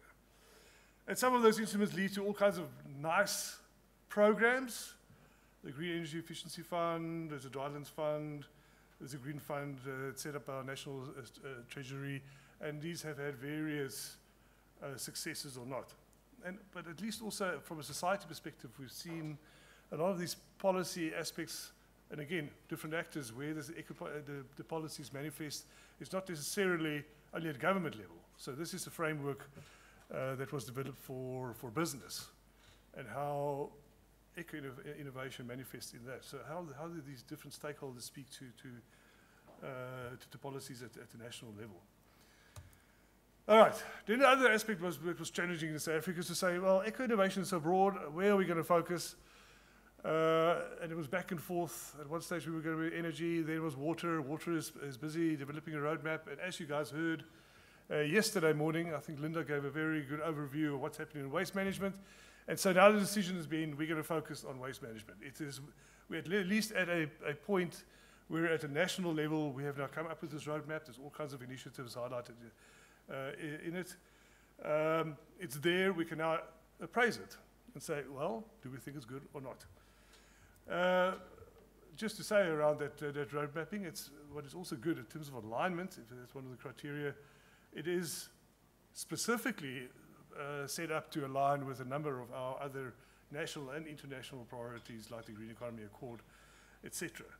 It was a very structured approach, to get there. I'm not going to go through the detail and how it was engaged. Different stakeholders were engaged in different ways. It was built on a waste sector analysis that was done in 2012, so we have a very good understanding of who the stakeholders are. And based on that, they came up with research, development, and innovation clusters that were specifically defined. And there's different outcomes or targets that are set for these. So in terms of policy design, at a high level, it looks pretty good. What is more interesting for me is, in this analysis, is then to go and look at, I'm not sure whether I would call this experimentation. I put it under strategic choices. So under all of that, we've made certain choices. It might be a demonstration. I'm still struggling with exactly how to push it, but this is one example. This is the Recycling and Economic Development Initiative of South Africa. A whole lot of us were involved when we started off. It just sounded fantastic. We're going to take the tires, we're going to recycle them, we're going to set up a whole institutional setup. Well, okay, maybe my colleagues can give their opinion, but it's been a disaster. All right, so all good intentions to start off with. It's a classic failure. And I think that's what I would see out of this kind of exercise is actually to highlight, even from a national level, some of these failures, because that's where you learn in terms of how to do something or how not to do it the next time around. The other thing that I do feel that's very important for us is that we're looking at this innovation value chain at the national level, but I do want to bring it down into analyzing it at the other levels, specifically provincial, and also looking at successes and so on. So as an example, there's the Western Cape Industrial Symbiosis Program, which I think is leading to the National Industrial Symbiosis Program that we need to bring into analysis, because then we're understanding why certain things work and not. And then even going right down into local government or the city level, where there are also initiatives. And how these speak to our national policies, I think is an interesting part of that. So I'm going to close off. So we'll introduce all these 12 criteria. We are now in the process of analyzing this waste management space and coming up with a scoring, engaging with the different stakeholders. Yeah, watch the space. Thank you, Nicole.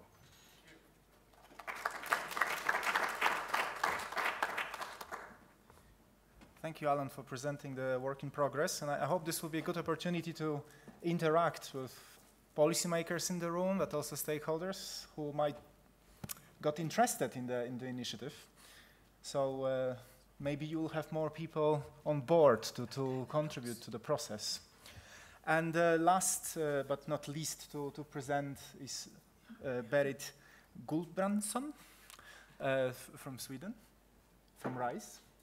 The floor is yours. Yep. Sweden, just to add, Sweden is the late comer. So Sweden was not originally a pilot. So the reflection started, what, 3 months ago? Yeah. So it's a very fresh process. Berit, the floor is yours. Thank you. So my name is Berit Gulbrandsson, and we have 3 months ago then we started with this process. Okay. I just can stand here. Oh, okay. Yeah. So I will not that much focus on the results, where I will give you an idea about the results, but also on how we are working and how our intention is to work. And we also said in the beginning that we are on different levels in the companies, and normally for Sweden we hear that we are very, very high in many of the rankings. We have many indexes, we have both different country reviews, and I think it's important to show that here's one ranking, and we are always nearly in the top of the different rankings. We are relatively high here. This is a ranking from Global Clean Tech Innovation. It's of course focusing much more on technology, but it's a lot of other indexes involved in this. And I say also that you see here that we have a problem with the value of death. So there are problems in Sweden even here, but we are high on the list that you see. And then the question comes up, what can we then become extra for doing this type of country review with this appraisal. I really think that we can, so I will come back to that in the end as a answer. This is a curve that I'm sure that you recognize, most of you. As we have discussed here, it's a normal S-curve for the development. We use this picture when we are meeting our interviewee, so we know that we have about the same level of thinking, so we know what we're talking about.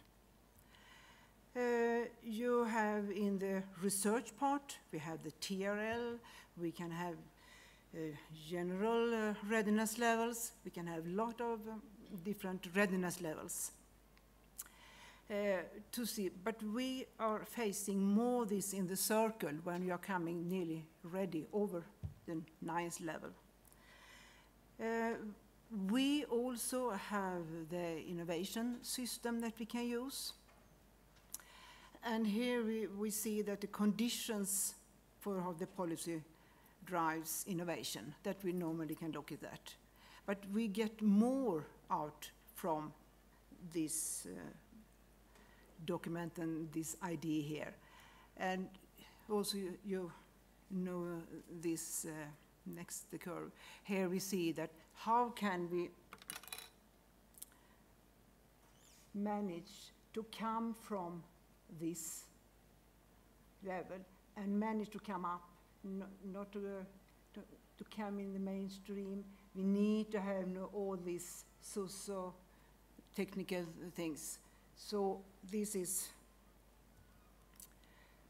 what we then are discussing actually here, is the policy. How, it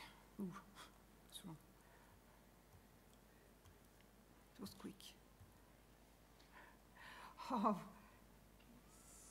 So there. You see it? No. Okay.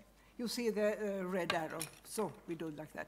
The red arrow. Here we see how can this, here the different policies, the things helping us, supporting here to get out from the circle and coming up, getting it as to transformation. So we really get a new thing of acting. And this structure in the country report saying that we should look at the most significant environmental sustainability challenges faced by the country. And I think also we were very lucky here in Sweden when we are starting late, because Sweden has really done their Agenda 2030, had reported to the high-level group and made a real report where we from all the goals have challenges mentioned. So we can go out from that and they have their challenges, we have the structure, we have the program, so it all is written here. We also have the environmental goals, 16 environmental goals in Sweden, and they have been there since 1990, and we have reporting,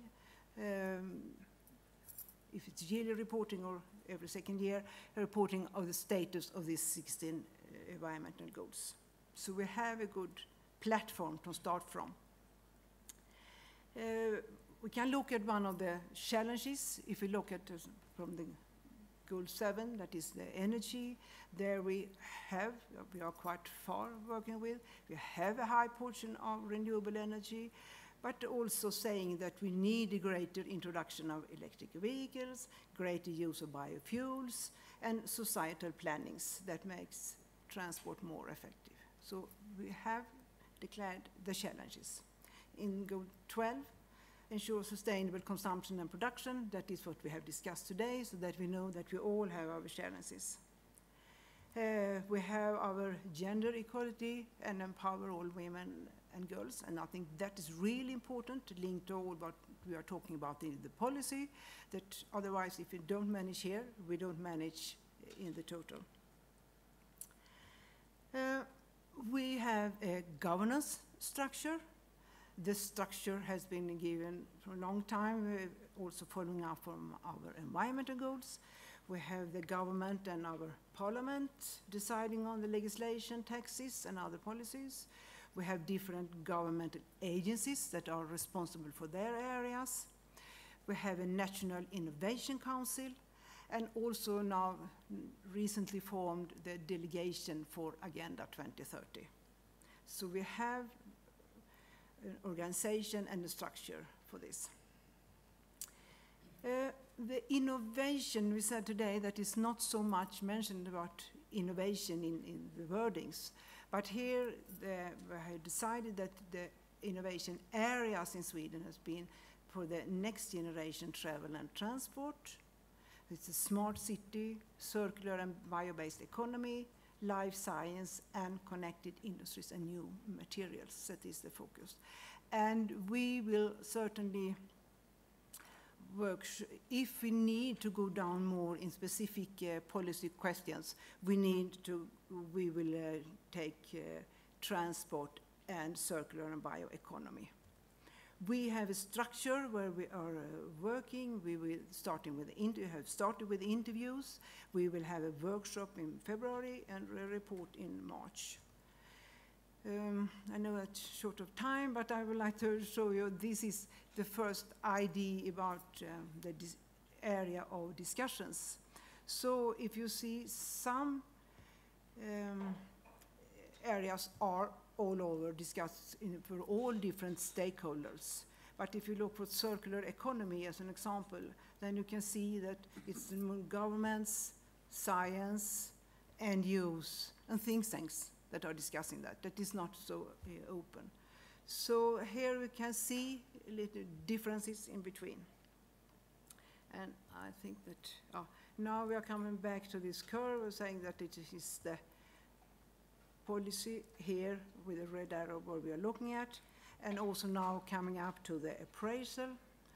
And here we have gone one step further here than Will showed you, that we will make the different lines from the different interviews. And then we can use this result in different ways, because then we can see where are we high, where are we low, but we can also find out where we have a real discrepancy between the different answers. So that we can say, there we must dig deeper and make more investigations. So you can see here for Sweden that we have the policy relevance is really high, and we have also the environmental policy and stringency, and we think that we really are good. We have some areas that we are saying that if you also look at the distributional impact, there we have differences. The evaluation and learning is coming up, that we see it's really important that we have a low scoring. Otherwise, fairly high, and I think this system and appraisal can really be used to find out where to focus to really manage to have the transformation valid. So, thank you very much.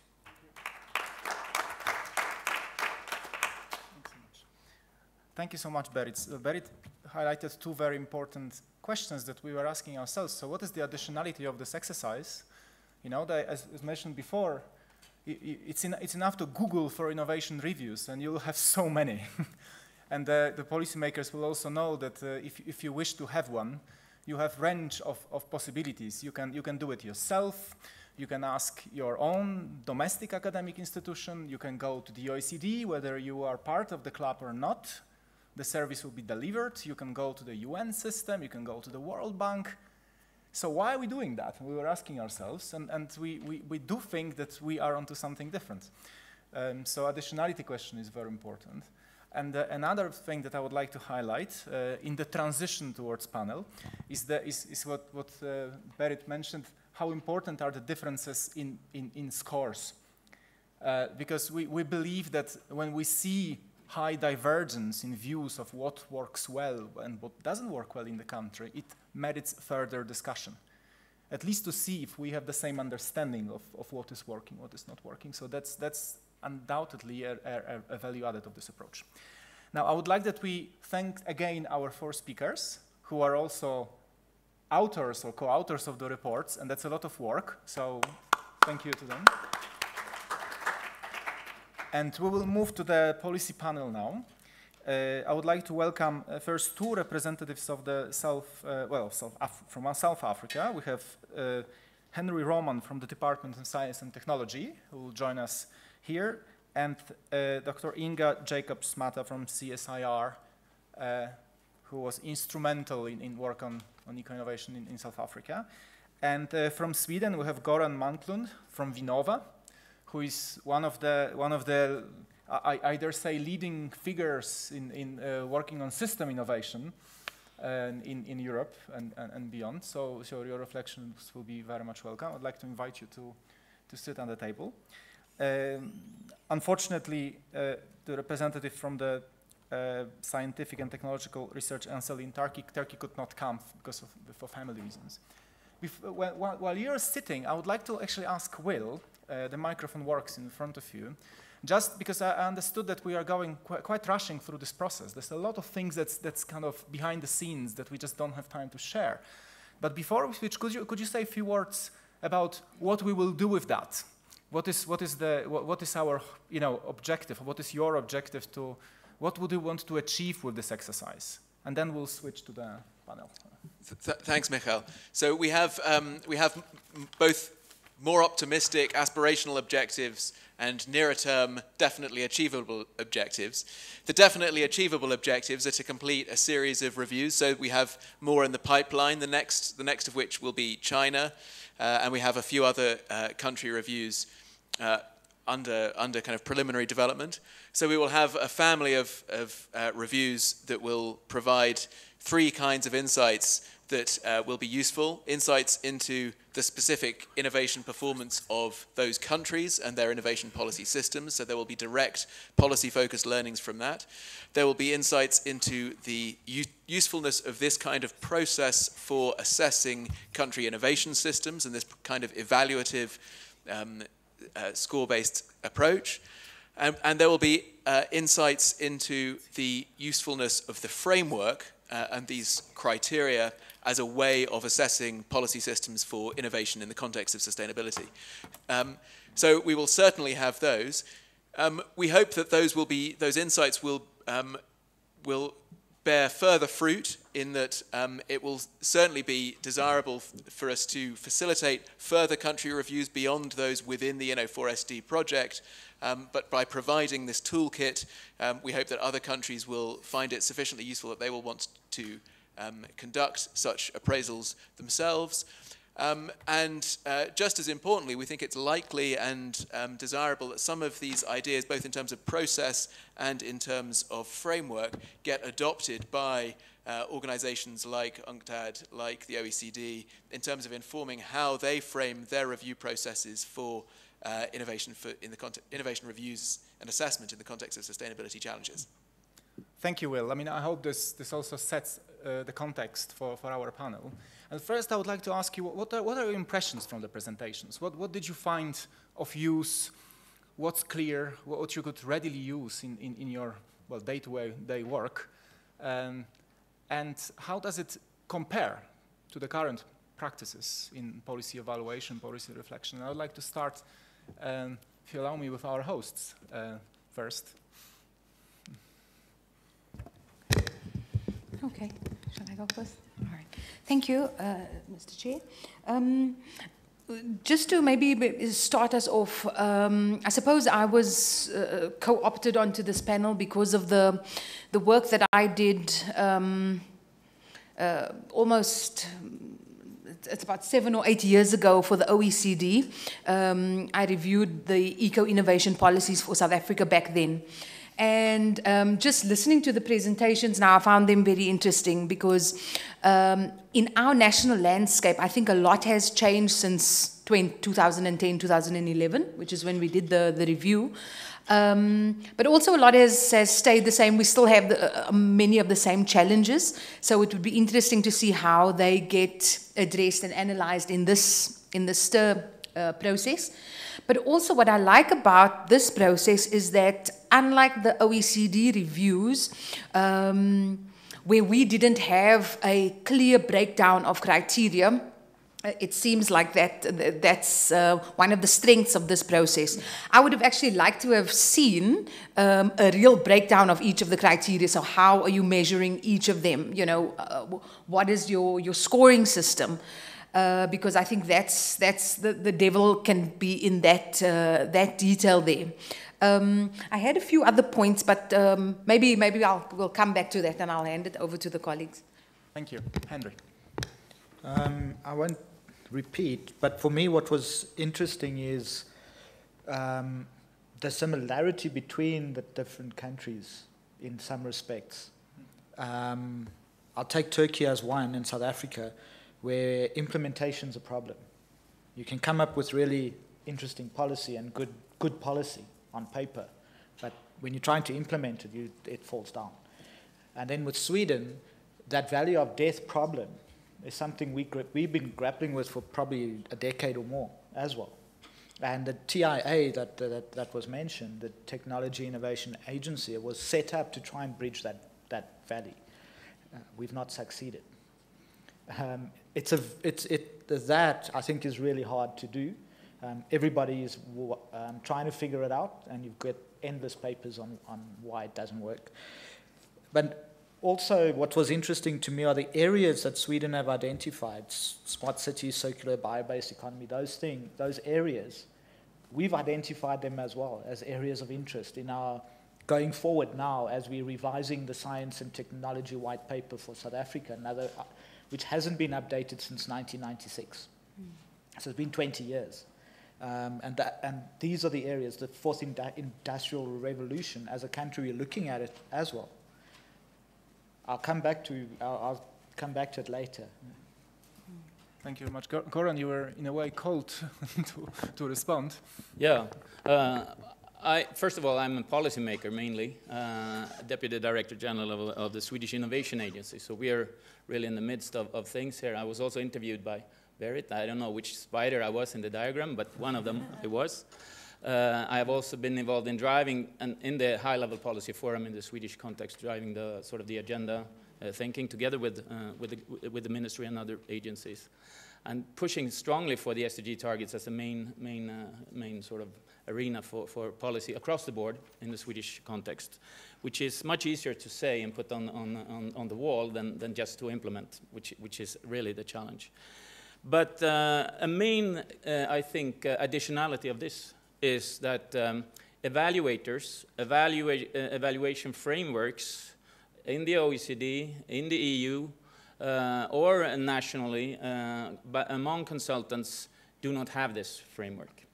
Doesn't address sort of systemic transition things, SDG targets, all those things that are in this framework, which is a real problem for policy making, because how you get evaluated is extremely important and sensitive thing for policy making.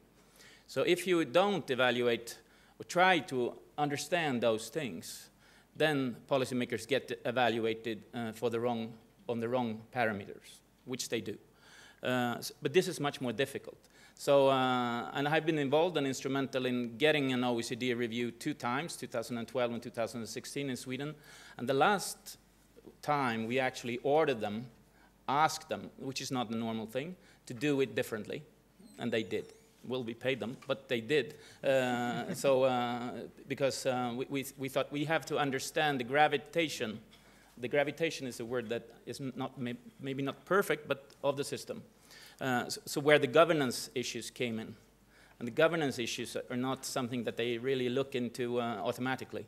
and what is the root of things, why the system or parts of the system, like the higher education system, doesn't provide the dynamics that it should. But I think that was despite the lack of a framework like this. So if you succeed, we would very much push and support every effort in this regard towards and in relation to the OECD and the EU. I think it's extremely important. So that was the most impressive thing overall in this. And then I have details, of course, in this. But that's a first thing. Thank you very much, Goran. I do believe that we cannot emphasize the role of evaluation system, monitoring system in policy formation enough. I mean, this is one of this invisible, often, part of policy making that is often restricted to a rather small group of people, you know, specialized in evaluation, often working in the kind of in the shadow of more catchy political debates. Yet the evidence base that this group provides is critical when it comes to making real choices between different alternatives. And I wanted to ask you if you currently, when you're facing making choices and prioritizing issues, you know, there's so many challenges that various countries face. Do these frameworks like this and similar initiatives that are ongoing help in prioritizing issues which cannot be just, you know, based on science, but also on some sort of debate with stakeholders that are, you know, that were contested issues. The contested issues are mentioned. What sort of framework, and if this framework could be helpful in supporting prioritization? Okay, I think they definitely do help in prioritizing key issues. The one area that I think might be a challenge is that it might also sort of brush under the carpet some other issues, you know. So just thinking about this, so for example, I mean, Ellen raised the issue around agenda centrality. And for me, that criteria is perhaps the most, it's the fuzziest, if I can put it that way. In the sense that he also mentioned, and Henry mentioned, you know, in South Africa, we have no shortage of eco-innovation policies, even though they're not called eco-innovation policies. We've got, you know, at the national level, at the sectoral level. Our challenge is, of course, you know, coherence between them and coordination. And so is that an agenda centrality issue? Or is it a behavioral issue by our policymakers? You know, so for me, the thing is, how are we dealing with the softer, I don't know if that's the right word, softer issues of policy making? I feel in South Africa, you know, sorry, Henry, I'm gonna just put you in the limelight a bit, but when we did the eco-innovation policy review in 2010, 2011, Henry had just started working at Department of Science and Technology. We didn't have a roadmap for water. We didn't have a roadmap for waste. And he was literally one man and an office. And slowly with time, you know, he's gotten one additional resource. But just that, you know, the role of an individual in agenda setting has been, for me, quite key, because we wouldn't have, or maybe we would have, I don't know, but, you know, we've had it because of Henry driving the roadmap process in South Africa for water and waste.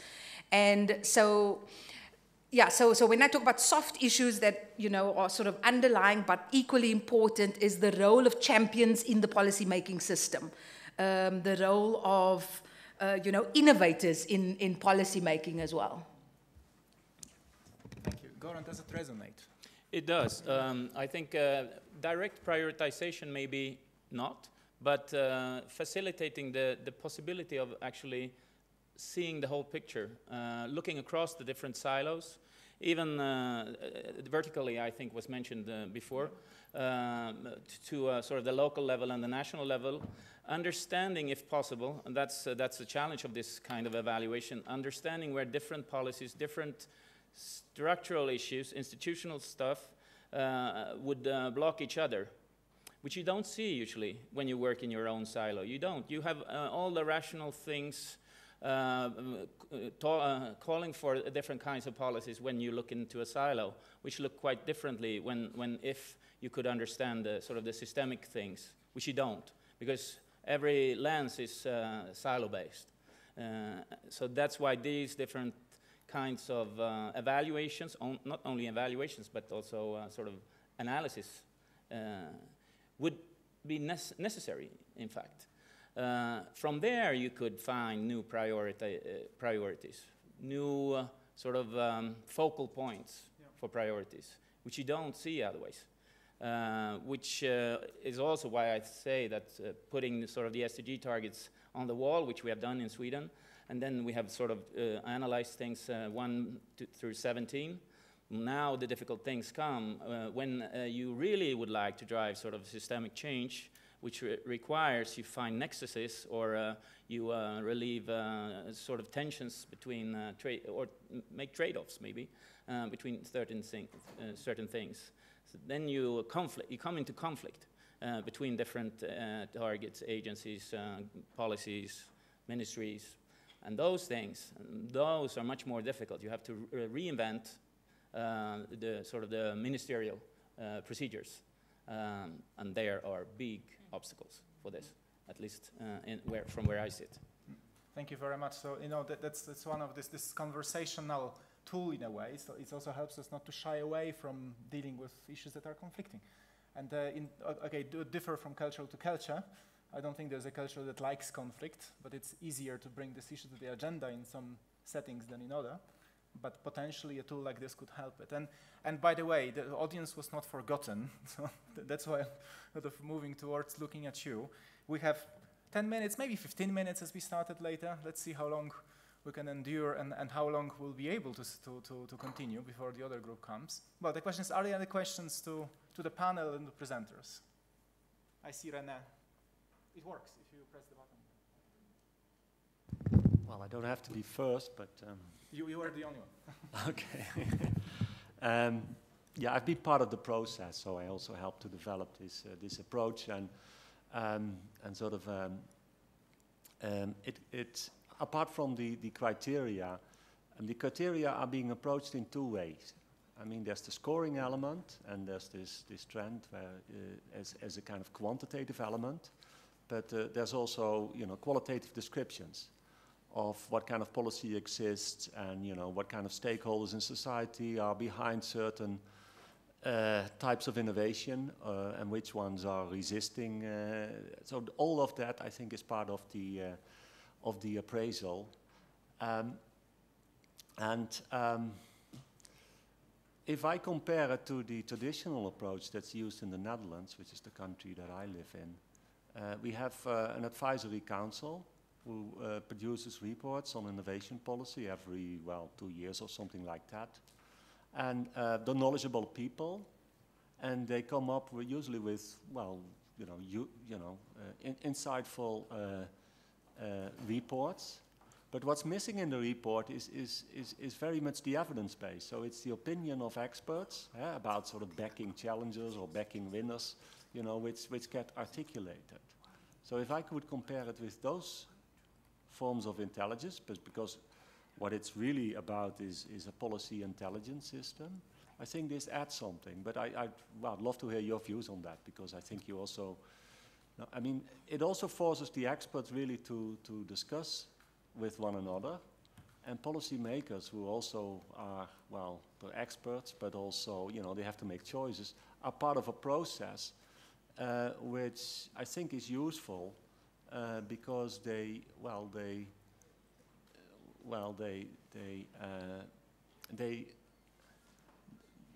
discuss with one another what's missing in the existing policy frameworks and possible ways for improving that. So, My question is, if you compare it with, let's say, the reports from committees, does this add something, or, well, can we do without it? Back to the panel, and we're still waiting for more questions. If not, the panel will ask questions to the audience. There's always an alternative. In my view, I think it does add something.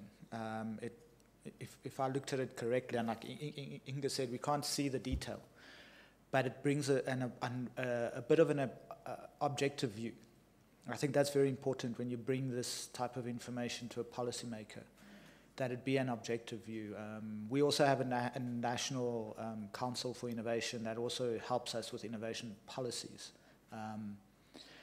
And we do consensus-type studies as well when we analyze certain things at the same time. But I think having criteria the way you've mapped it out adds to that evidence base that we can then, I wouldn't say it makes us make the decision concretely, but what it does do, it informs the debate. And that's important because there are many factors that determine why I would do a certain thing. And some of them are social, some of them are political, and some of them may be technical. So you have to consider all these things at once. So having objective criteria presented before you with that evidence base does help the debate, definitely. And the silos in government, it also helps you bridge those silos between ministries in particular, because you're going with objective evidence, not opinions, which is also key when you're engaging, for instance, myself in science and technology, I have to engage with trade and industry. Trade and industry is not really interested in what's happening in the R&D space. And they're interested in how many factories are you going to build and how many jobs are you going to create. And if I can't tell them that, they're not interested. They don't even open the door for the discussion. So having objective views to send before I get there is also very useful. Thank you. Goran. Push this. Okay. Right. I would like more to compare this or relate it to the OECD kind of endeavors. Because I think one thing that I think is a virtue of those is that, you know, they really invest time in it. A year, it would take a year with some 5, 6, 7 experienced experts, which also have sort of a framework which they have worked on. So they can compare without knowing the details with other countries. So the benchmark is sort of internalized in a way. They can use both indicators or quantitative facts or qualitative facts to sort of confront policymakers with. And then I think a key thing that happens in those surveys or reviews is what IPEC mentioned from Turkey. You know, you have those interactions, which is a scene which we also have experienced, which is very, very important. But, so that's a thing which I think is important, but they don't have the framework. This framework is another framework. So what I see is scoring here, I think may be important element of the process, but not an outcome. Yeah. Because I think the scoring is dangerous in a way. If you think it's a score, you can score, and then by the scoring you can understand the differences or the between countries or even yourself. But if you add to it this intelligence that you can have if you invest a year in it, is extremely valuable. So then I think this framework is very good. But I think, you know, it's a process, much more than just a new scoring set of scores. So, thank you. And we'll have at least one more voice from the floor. Anja. Yes, thank you. It was really interesting. I found also the whole framework really interesting, addressing issues that are maybe not always addressed when talking about eco-innovation policies. To be honest, I was a little bit surprised with how high some of the scores were. It kind of makes it look as if, you know, we're done with eco-innovation. And it also made me think, you know, how can we best use this process? Because the diagnosis is important, but it's probably still the easiest part. The interesting part, I think, is when you try to do something to improve on those and then check and see if it worked or not. So I was wondering also with your policy making perspective, you know, how can you think this tool can realistically work as something more than a diagnosis, but as a framework in which you are also looking at the effectiveness of the activities that you're taking, also together with other stakeholders. And this links to the last of my comments. I was thinking, I know that some of these processes are still ongoing, but I was wondering, what is the plan of giving it back to stakeholders? What are they supposed to do with it? Is it something that you're also going to, I don't know, send to the media, or is it supposed to be more an internal document? I'm curious, what's the plan? Thank you, Anya. And you, as we are really running out of time, but I think we can still take 5 to 10 minutes. I don't see any objections. The question that Anya asked, the first one, is I think, good question to ask, to finish with, which means, am I confused, or are we finishing at 5, right? I'm looking at you. Yeah, okay. You gave me a very scary look, Astrid. That's why I'm. Ah, okay. No. So you're just like this. So the question is indeed, from your perspective, if we could ask your advice, where should we take it now? I mean, it's part of the project, right? I mean, we took an initiative. UCL hat on. We took an initiative within the project to develop this because we sensed there is a need for something. But it was a bit of we took a bit of a risk as well, because we didn't, you know, it's not like a typical evaluation process when you have a client and TOR and you're really responding to the needs. We moved a little bit ahead. But if you were to give us an advice, which direction to push it and how to present it to, well, yourselves and your colleagues in other countries, what would you say? That would be my question. And after that, I'll say, or maybe I'll ask Will to say a few words on how concretely, what are the next steps in the process? How to make best use of this? Okay, I can start us off.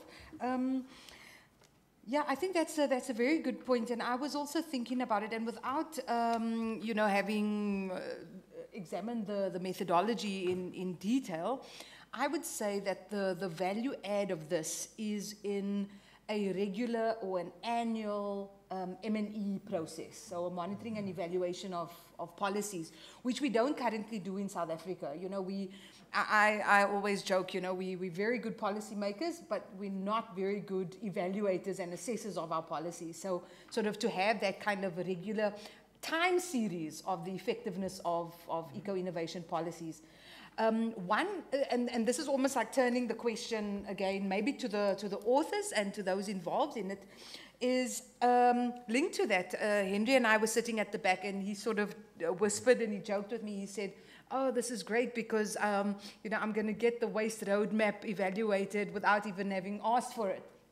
And you know, it's sort of it's an interesting point because. That is also another aspect, you know, the M&E of our programs, and you know, whether it's a tax incentive program, whether it's a subsidy program, whether it's a fund, are they achieving their eco-innovation objectives, you know, and how do they contribute? So I would be interested in finding out, how does a framework like this, which is a national framework, how can it be scaled almost down locally to a project or a program level to get that kind of interrogation, you know? Yeah. Thank you. I actually like what Inga's just said as well, because what we do at DST is, if we have a program like the Global Change Program, last year we ran the midterm review of that program. It's a 10-year program. So most of our programs are 10 years.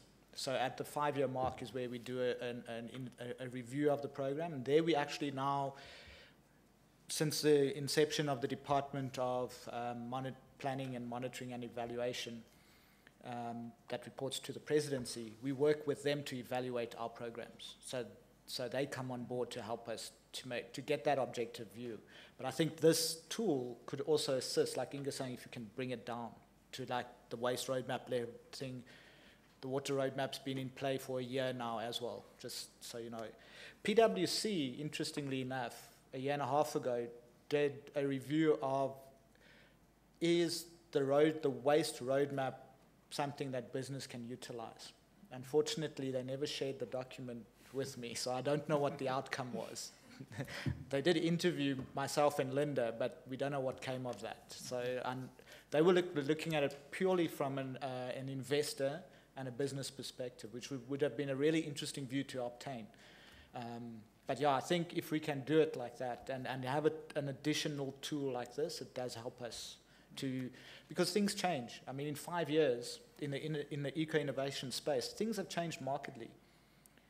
Besides the big policy things like Trump withdrawing himself from climate change and things like that, there are other changes, technological changes that have come to the fore. And we need to adjust what we are doing because a 10-year plan is very long-term in that respect. Thank you. Goran. I think, first of all, I think that the question from Anya, was it? Anya. Was extremely important, and I forgot that point before. You know, you really have to distinguish between levels, performance, and directions, ambitions of policy making. And I think some of these responses may have sort of suffered from such ambiguity in a way. Are we talking about directions, ambitions, or are we actually talking about the level of performance of a country in those dimensions? I think that is very important. So whether or not it's effective or really generating results is a key thing. What to do with it? I think we have a TIPSI consortium, which is one thing, together with South Africa and maybe you could explain in a few words, because I'm not sure if everyone in the room knows. Well, by the way, let's do exercise. Who knows what TIPC, aka TIPSI, is? It's Transition Innovation Policy Consortia, which was a pilot project for this year, led by SPRU in Sussex. Johan Schott, I'm sure you know him. And 6 countries, sort of, at least 5, were sort of active during this first pilot phase. South Africa was one, Colombia another one, Sweden, Norway, and Finland. Okay, and others are now invited to come on board. One thing related to that, that for us, we would push and engage most heavily in the next round, which is looking 5 years ahead, is evaluation.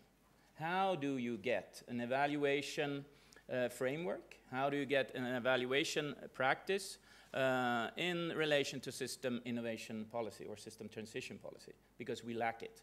And if we lack it, we won't get any system transition policy, because policymakers would not be able to deal with such things if they don't get sort of supported or supported in a way by evaluations looking at that.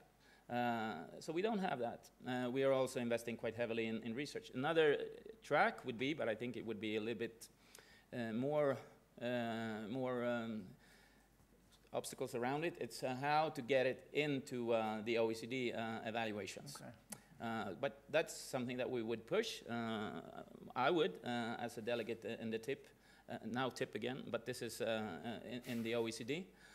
So we have a meeting next in the early December, pushing hard for TIP helping the countries around the table, which are all here, on mutual learning around system innovation policies, and which means that the OECD would need to refine or change also the way they sort of approach both analysis, indicators, and evaluation around this.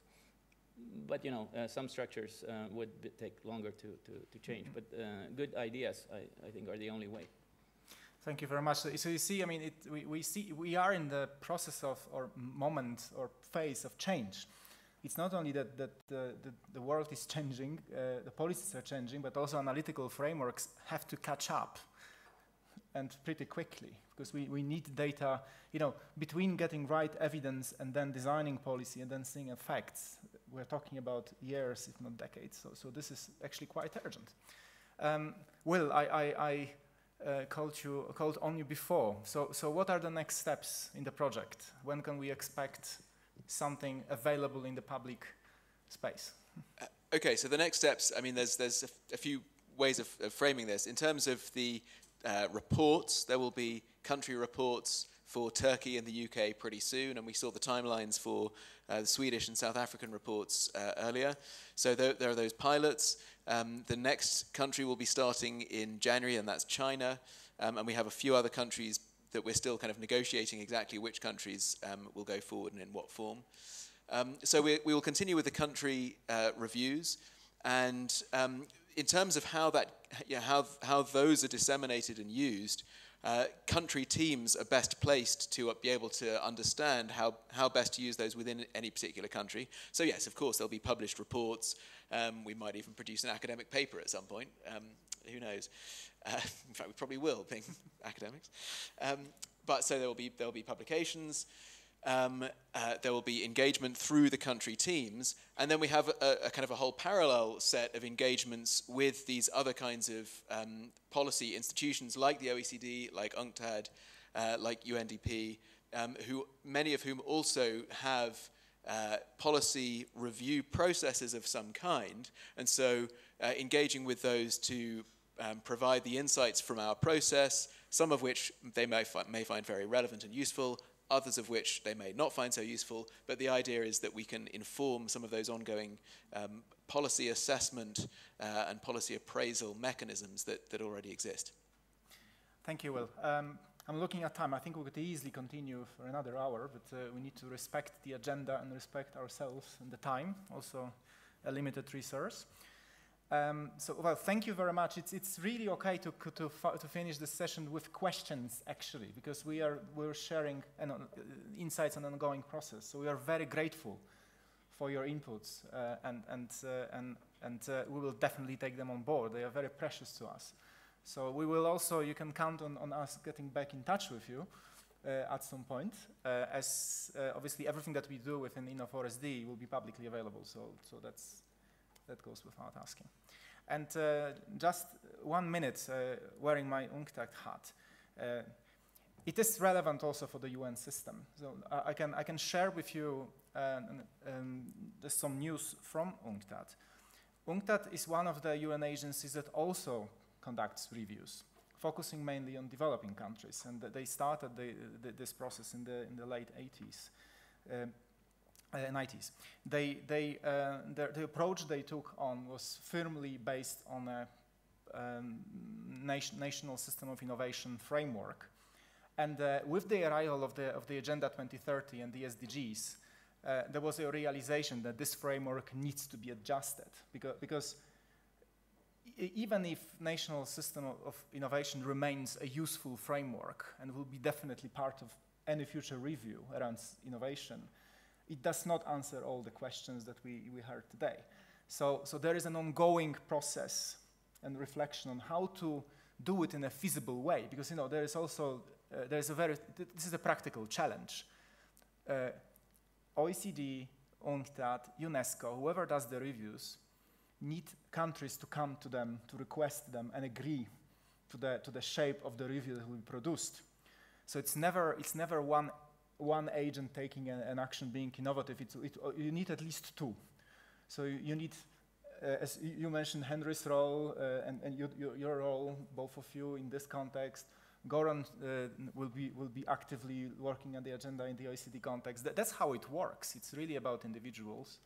So it's absolutely important that people like yourselves, policymakers, academics, and others engage with agencies that do these reviews, because this gives them legitimacy and convinces them that actually these frameworks are robust enough, because they have doubts. They've been working with the similar frameworks for many, many years, is what Franz also mentioned, right? I mean, this literature and economic development and so on, it dates back decades.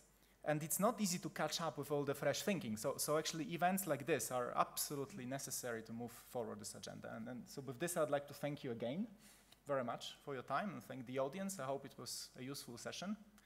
And, well, academic quarter almost, so thank you very much.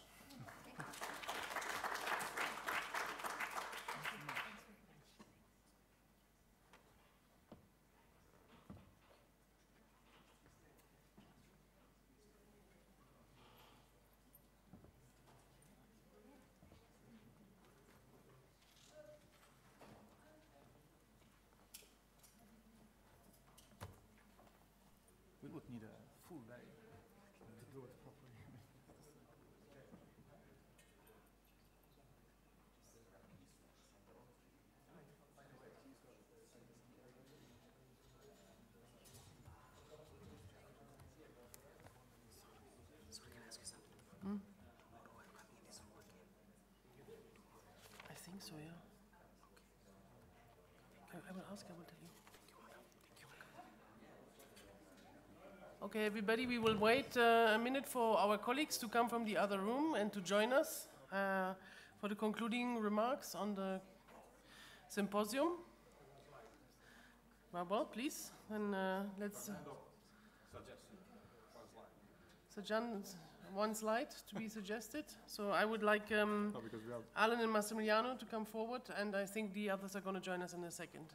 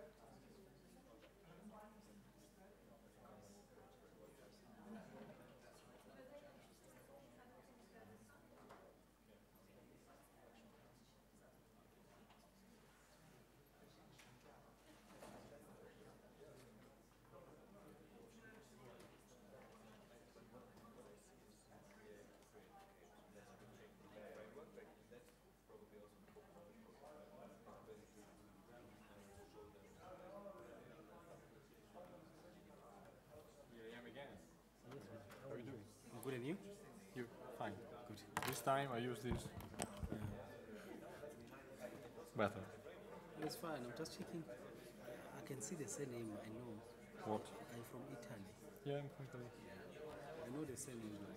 Sorry? I know the surnames now. Can I? Which one? Check the. I think it's this one. Yeah. What is there? Yeah, yeah. This one.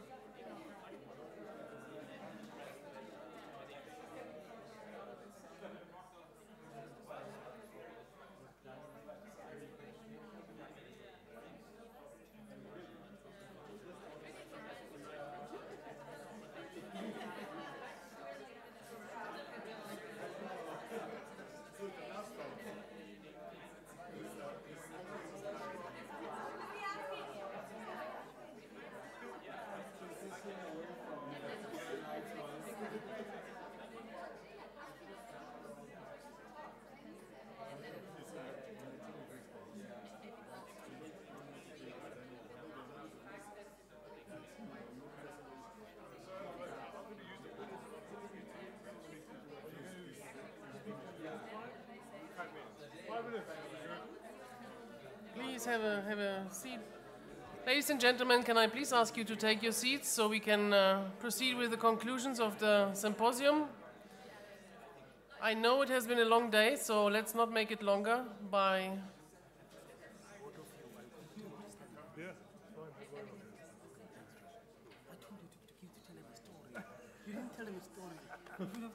So you have all been very attentive and working a lot, so let's just make sure we can do these last steps together.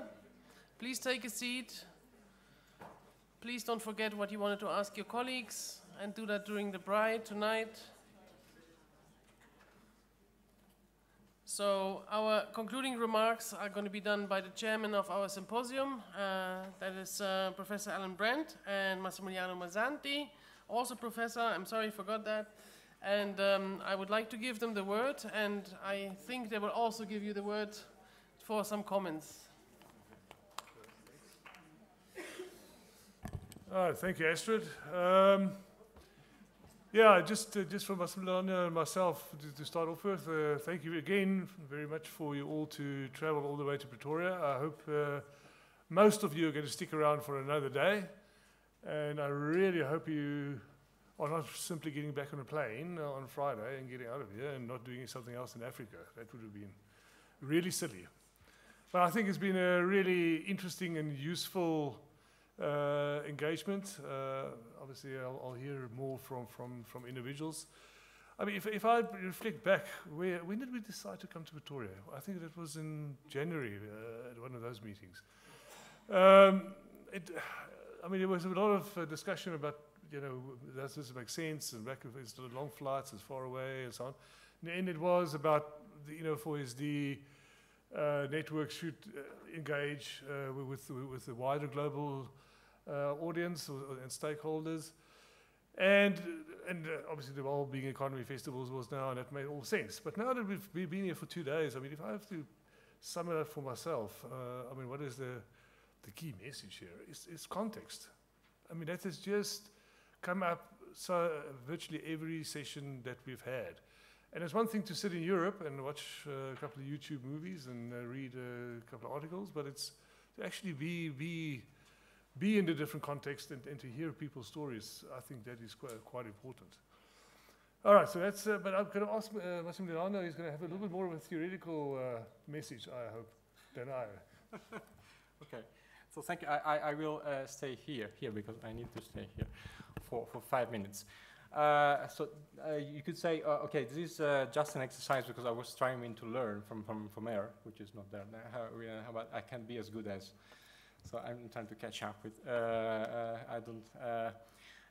This just not a summary. Not a, the aim is not to be to summarize. I was just some thoughts about the different theories. I mean, and I put culture, theories, and policies towards new models. Just to say that, I mean, we have talked a lot, and we will talk about sustainability. We have different frameworks that I inserted here. I mean, the sustainability, back to the Brundtland definition as an investing society where you have the capital stocks and they should be increasing, so the maybe World Bank approach, and then Amartya Sen based human development indexes, which contains, you know, education, environment, and health, and other. These all more or less connected to the beyond GDP debate, which is also linked to, on the one hand, to the sustainable consumption and production issue, where you may use, for example, among other things, input-out modeling. This is relevant for knowledge transfers because you can analyze this consumption side, the import-export connections, embodied pollution, labor as well. Then the beyond GDP paradigm also connects to other very relevant frameworks, okay, that we have here well represented. I re-mentioned the structural change framework, and you need a type of thinking about development, industrial development, which I think is very relevant which is, I think, then linked to another economic geography regional style. So this is the meso macro framework. Also the degrowth, A-growth, there is a paper by Jeroen van den Berg in ecological economics where that I like pretty much about A-growth, which is also connecting to this type of... so the issue is we have business models, new business models, new behaviors, and the need is to scale up, so the micro level, and to find some references around here. That's not a message, just something I would like to share with you. So, and maybe the objective is to contaminate those theories with this knowledge transfers idea, and some could be more relevant. Some could have already included knowledge transfer thinking, or, for example, economic geography, regional studies, evolutionary. I think other could be lagging behind, so try to think in the future. Let's think about the possibility to find new models and new ways for research, business, and policy making that contaminate those stuff with reverse knowledge transfers. Second slide, where I put this thing kind of between and within a way of thinking, and I mean that I'm really convinced that, for example, I live in Europe, that we are locked in this kind of country-based type of thinking, even in research terms. Okay, so countries. I mentioned economic geography, so we have regional thinking as well. But I conclude by saying, and I share with you, then you may provide feedbacks. Then it is even more relevant, and maybe absolutely necessary, to move beyond and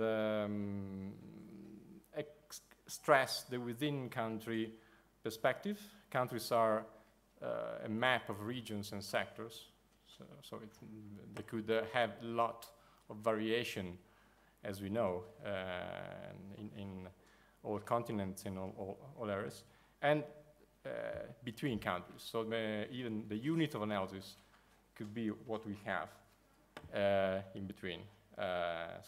Sustainable consumption and production issues, reverse innovation, spillovers, public goods. So moving a bit beyond this, I may be wrong or not, but this type of lock-in that I think we have in still thinking about the boundaries and the countries. Okay, so that's what I wanted to say and share with you. So thank you.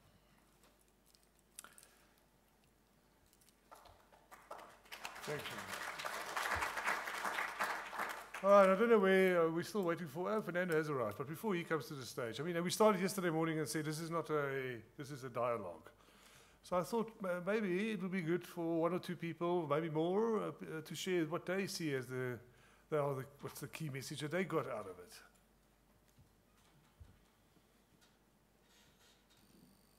Thank you. So I'm Sandra Schillel.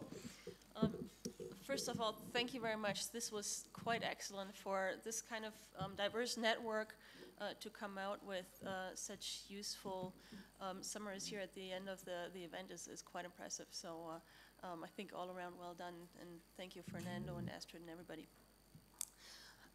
There's one thing that keeps coming back to me. So when I look at all these things that you've put up there, they're all kind of in the 3 to 30 year or longer time frame, right?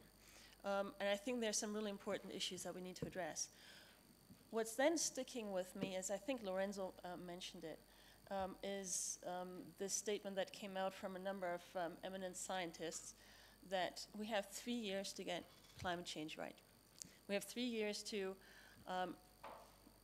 reach peak greenhouse gas emissions, and they've actually given some instructions on how that can be achieved.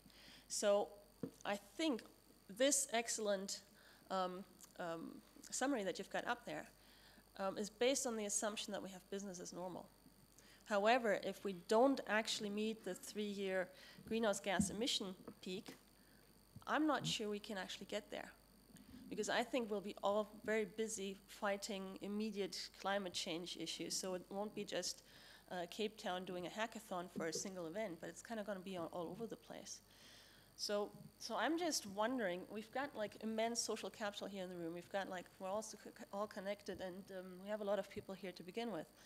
So I'm just wondering, what if for the next 3 years we kind of all focused on this, and we actually use this network of networks, to see if we can actually help achieve that. And I'm kind of thinking that if we can do that, and if actually overall it can be achieved, we'd have an amazing pattern for achieving all the other things that we've listed that are important to achieve. Like if we actually can get around the curve on the greenhouse gas emissions, maybe we have a pattern for addressing, inequality, for addressing, all these other issues.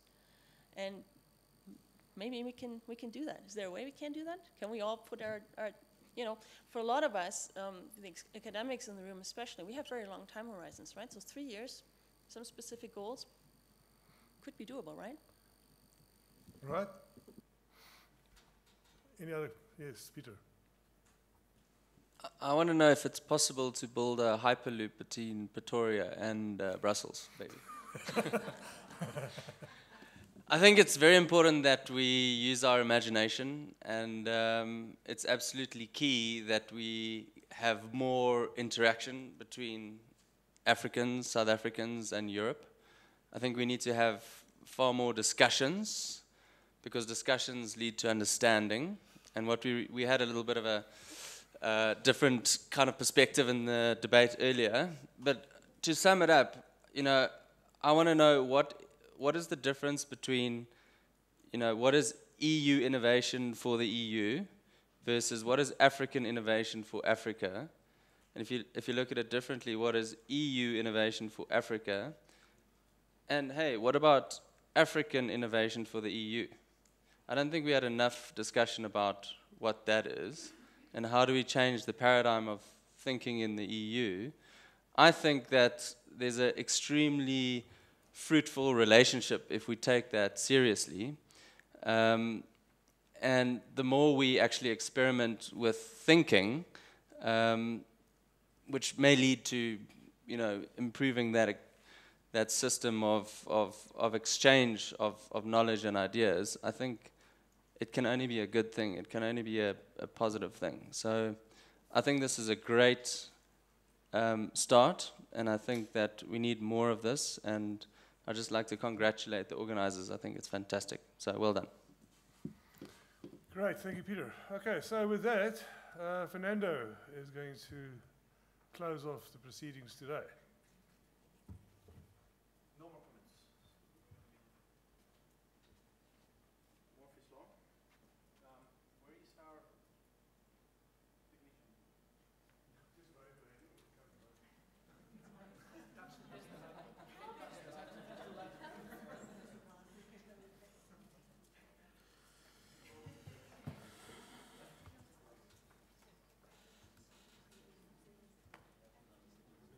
This one.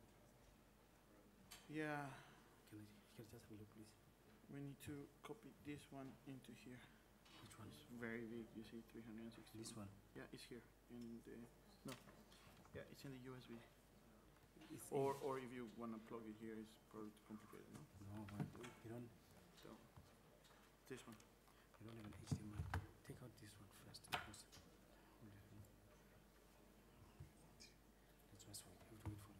Okay. While we're all waiting, can we fill in our little evaluation form? There is a little bit of time now for this. Thank you very much.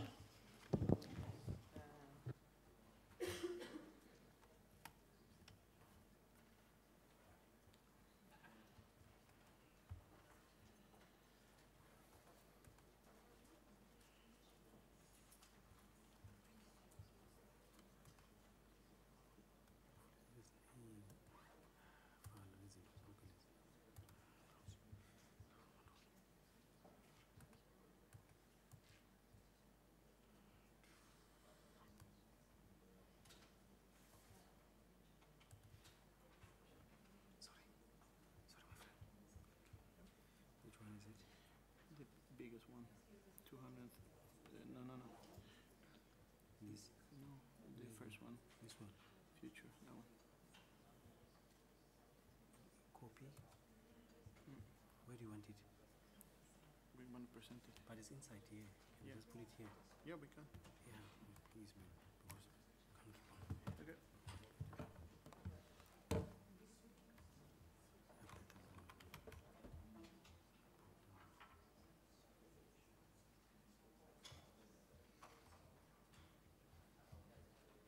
Is this one on?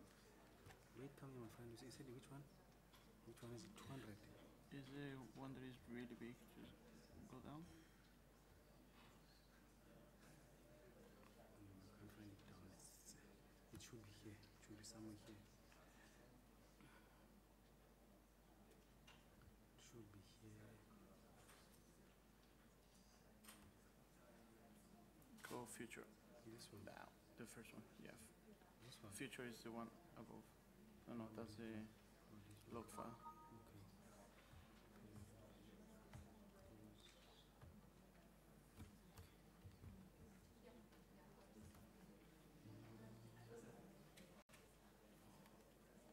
I'll just put it here. I'll hold it though. You don't have to hold it. It's still busy over there. Just wait for it. Wait for it. Don't rush it. Yeah, it's fine now. Okay. Yeah. Cool. Well.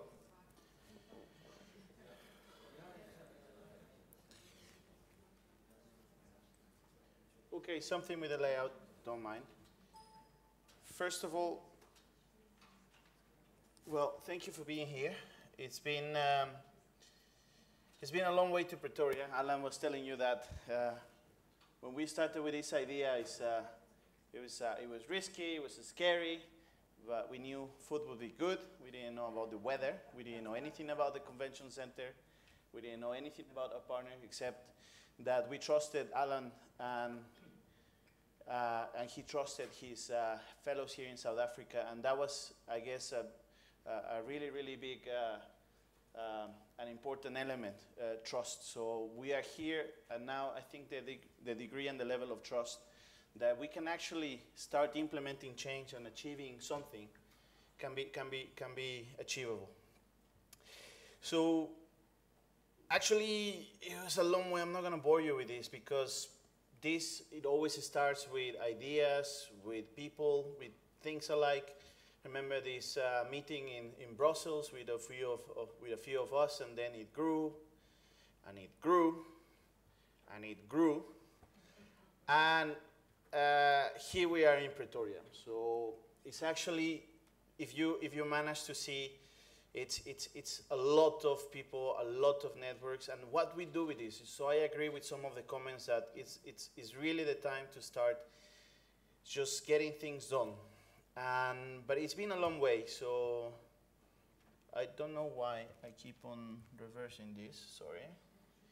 But this is something that people have been asking us, what's the future? Well, first of all, if you think you can, together with us, contribute to something, just join us. So who can join? Networks, programs, knowledge organizations, individuals, public, private, not-for-profit entities, and each of us have a role in all of this.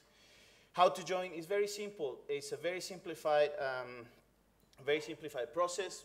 The advantage of this is that because it's taxpayers' money involved, the European Commission has been generous to give us this grant, so there is no fee to join us. But it's like in many other things, it's about aligning efforts, priorities, and about deciding for yourself to what extent you think that this type of tools and this type of events and these people with like-minded ideas who could actually, together with you, make a difference. What do you get in exchange? Well, services and collaboration opportunities. And collaboration opportunities, you saw what the STIR process can provide. You saw what the knowledge exchange can provide. And I don't want to go into detail because this is something that it's in our website. You can get this information from us. But yesterday I told you that we have 3 aims. Deal to some extent with the issue of knowledge fragmentation. In this symposium, you saw that we're talking about the same things, we call it differently. So symposiums and other tools can help for that. We somehow, with the knowledge that we all have, and then if we exchange it, and tomorrow it's going to be a PhD and Early Career Researchers Academy, we're going to have a training that is going to be mostly for practitioners and people related to industry. So exchanging knowledge is key to all of this. And then providing guidance. I mean, but the guidance, as it was rightly said, we can just not naively think that we can just go about with frameworks and indicators and measurements without actually, to start with, go hand in hand with the people who are actually facing the day-to-day of policy making, policy implementation, policy evaluation. So large potential collaboration, yes, we're still growing. We have already active members. We are in the process of formalizing relationships with others. And we have quite a few others in the pipeline. We have a website. The website is for everybody to use in the sense that, for example, you may have seen in Twitter now, it's an open call for cases and best practices. We are producing, some of you were part of some interviews, and the fact that we are online, it means that we want to distribute this. If it impacts one person of 21,000 persons, we actually make a difference. So websites are as static as we want it, or we make it as useful as we want it. We do not plan to let you know about everything, but just to give you an idea of not using effectively public resources. We have identified that there are more than 300 tools to measure things in companies related to sustainability and innovation and environment, which are free of use, and they are all scattered in many, many different places. Measure carbon footprint, life cycle analysis, eco-profiling of packaging material, and they're just there, sitting on the desk of someone, and they're not being used. So we think that having a knowledge portal for everybody to use, for collaborating, it's a way of doing it. In the sense that we don't have the answers to everything, but together we can build and consolidate what seems to be an emerging field, and we all have a role to play. So we have a knowledge portal. And in there, you are little by little finding information, reports, and best practices. And what I'm going to show you now is really as an individual. Some of you will say, well, I just don't have I don't have my university behind me. I just don't have a network. I'm just by myself. Well, actually, we want to connect people. And this is hoping to click and it will be play. So, no, I'm not sure how this works. Yeah, it's moving. Okay. So there is a tool. We don't know if it's the best one, and there are many tools out there, but at least just give it a try. ProfileNet.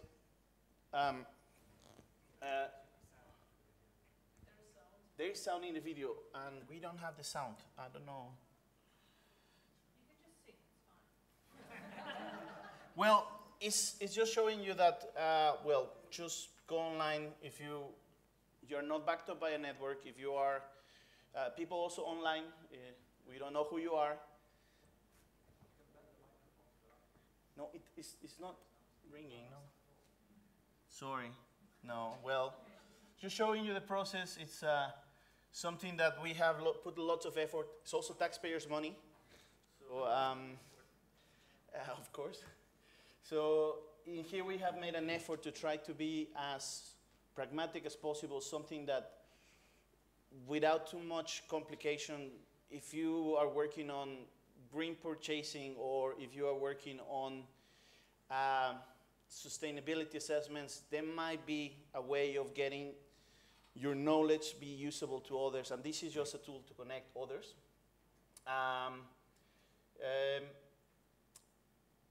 We know that there are quite a few of these out there, SCP Clearinghouse and a few others, and we used to have other ones with other European projects.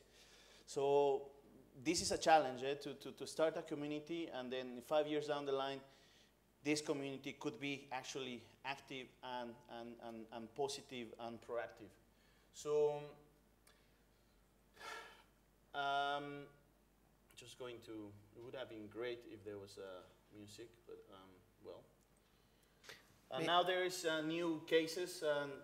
This is Europe Center still. We don't want it to be Europe Center. We want to learn about those experiences in Africa. If you are working on really interesting projects, right now also you may have noticed that what we have presented, it has, if you divide economic, environment, and social, is mostly about economics and environment. So we are calling urgently for people more in the social area, inclusiveness, frugality, well-being. That's why when Alan said, well, there is this festival about well-being, so we say, okay, voila, let's go for it.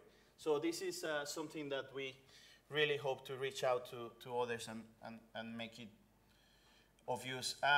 It was mentioned in this session that we're working on manuals and in guidelines. So these guidelines are for policymakers, and we hope to inform, we really hope that the Maastricht manual that we're working on will become something usable. And in 5 years down the line, people will think of the Maastricht Manual for Eco-Innovation, Green Economy, SDGs, as we think today of the Oslo Manual or something like that. We don't want to be over ambitious. It's just, you know, a group of people with some experience sharing it. And if you want to benefit from this and you think that there is some linkages, well, that's about it. So thank you all. While you finish your evaluation forms, we want to thank you for being here. It's been long days. It's been really long flights. It's been quite a few bottles of wine, but we also have enjoyed a number of discussions. And then the music is not working. A number of discussions, a number of sessions, and this is just our tiny way of showing you that we really value everything you have done. Thank you to the partners. Thank you to our local partners as well. University of Stellenbosch, you've been wonderful. Evaluation forms again. Okay, evaluation forms. Please take the time to do it. And we hope that these processes that we started, somehow the ambassador was happy, but it's not that we're pleasing an ambassador. They have a policy dialogue, EU-Africa, about science, technology, innovation. Climate, energy, food are important topics. So today's discussions will hopefully reach some audience, and we hope that somehow some of the ideas will be taken on board. I know that we could have done things better. Maybe there could have been more room for discussions. And maybe there are certain things that were not said or done. But that's why we are trying to build this online community. We're always there, just a click away, by email, or by phone, or by Skype, or WhatsApp. And next year, we will be in Brussels. And throughout the year, we will have a series of workshops. We're still defining. One of them will be in Colombia. Another one will be in Europe somewhere around policies for eco-innovation. There was an idea to do it in the Nordic countries. Maybe we'll talk further. So next year, it can be also quite promising, quite exciting. It's been a long year. We're almost ready for Christmas and end of the year and holidays. But thank you all for being here. With this, we finish. A round of applause for yourself, for all of your energy. And we have some practical messages. Thank you to the moderation team also. Astrid, it's always been a pleasure to work together. Thank you all, people in the staff, our cameraman, and everybody who has made this event possible. Thank you. Tomorrow, eco-innovation training and PhD Academy, okay? Don't drink too much. So, for me, it's only some logistical announcements. Of course, we now will have the buses to go back to the hotel for tonight. The bus will leave at 7:30 from the hotel for the braai. And then for tomorrow, we will have 2 sessions, as was just mentioned. So the 2 sessions are starting at 8:30. The bus will be leaving at 8 from the hotel, so a little bit earlier. And for those which have registered for the site visits, the buses are leaving at 8:45 from the hotel. So the forms, if you have filled them in, please leave them at the reception desk or give them to one of us. And also from my side, very warm thank you to the whole team, Fernando, Anna, Inge, Simon, Katharina, everybody that has helped, everybody that's moderated, been a rapporteur and so on and so forth. So have a good night tonight and look forward to seeing you there.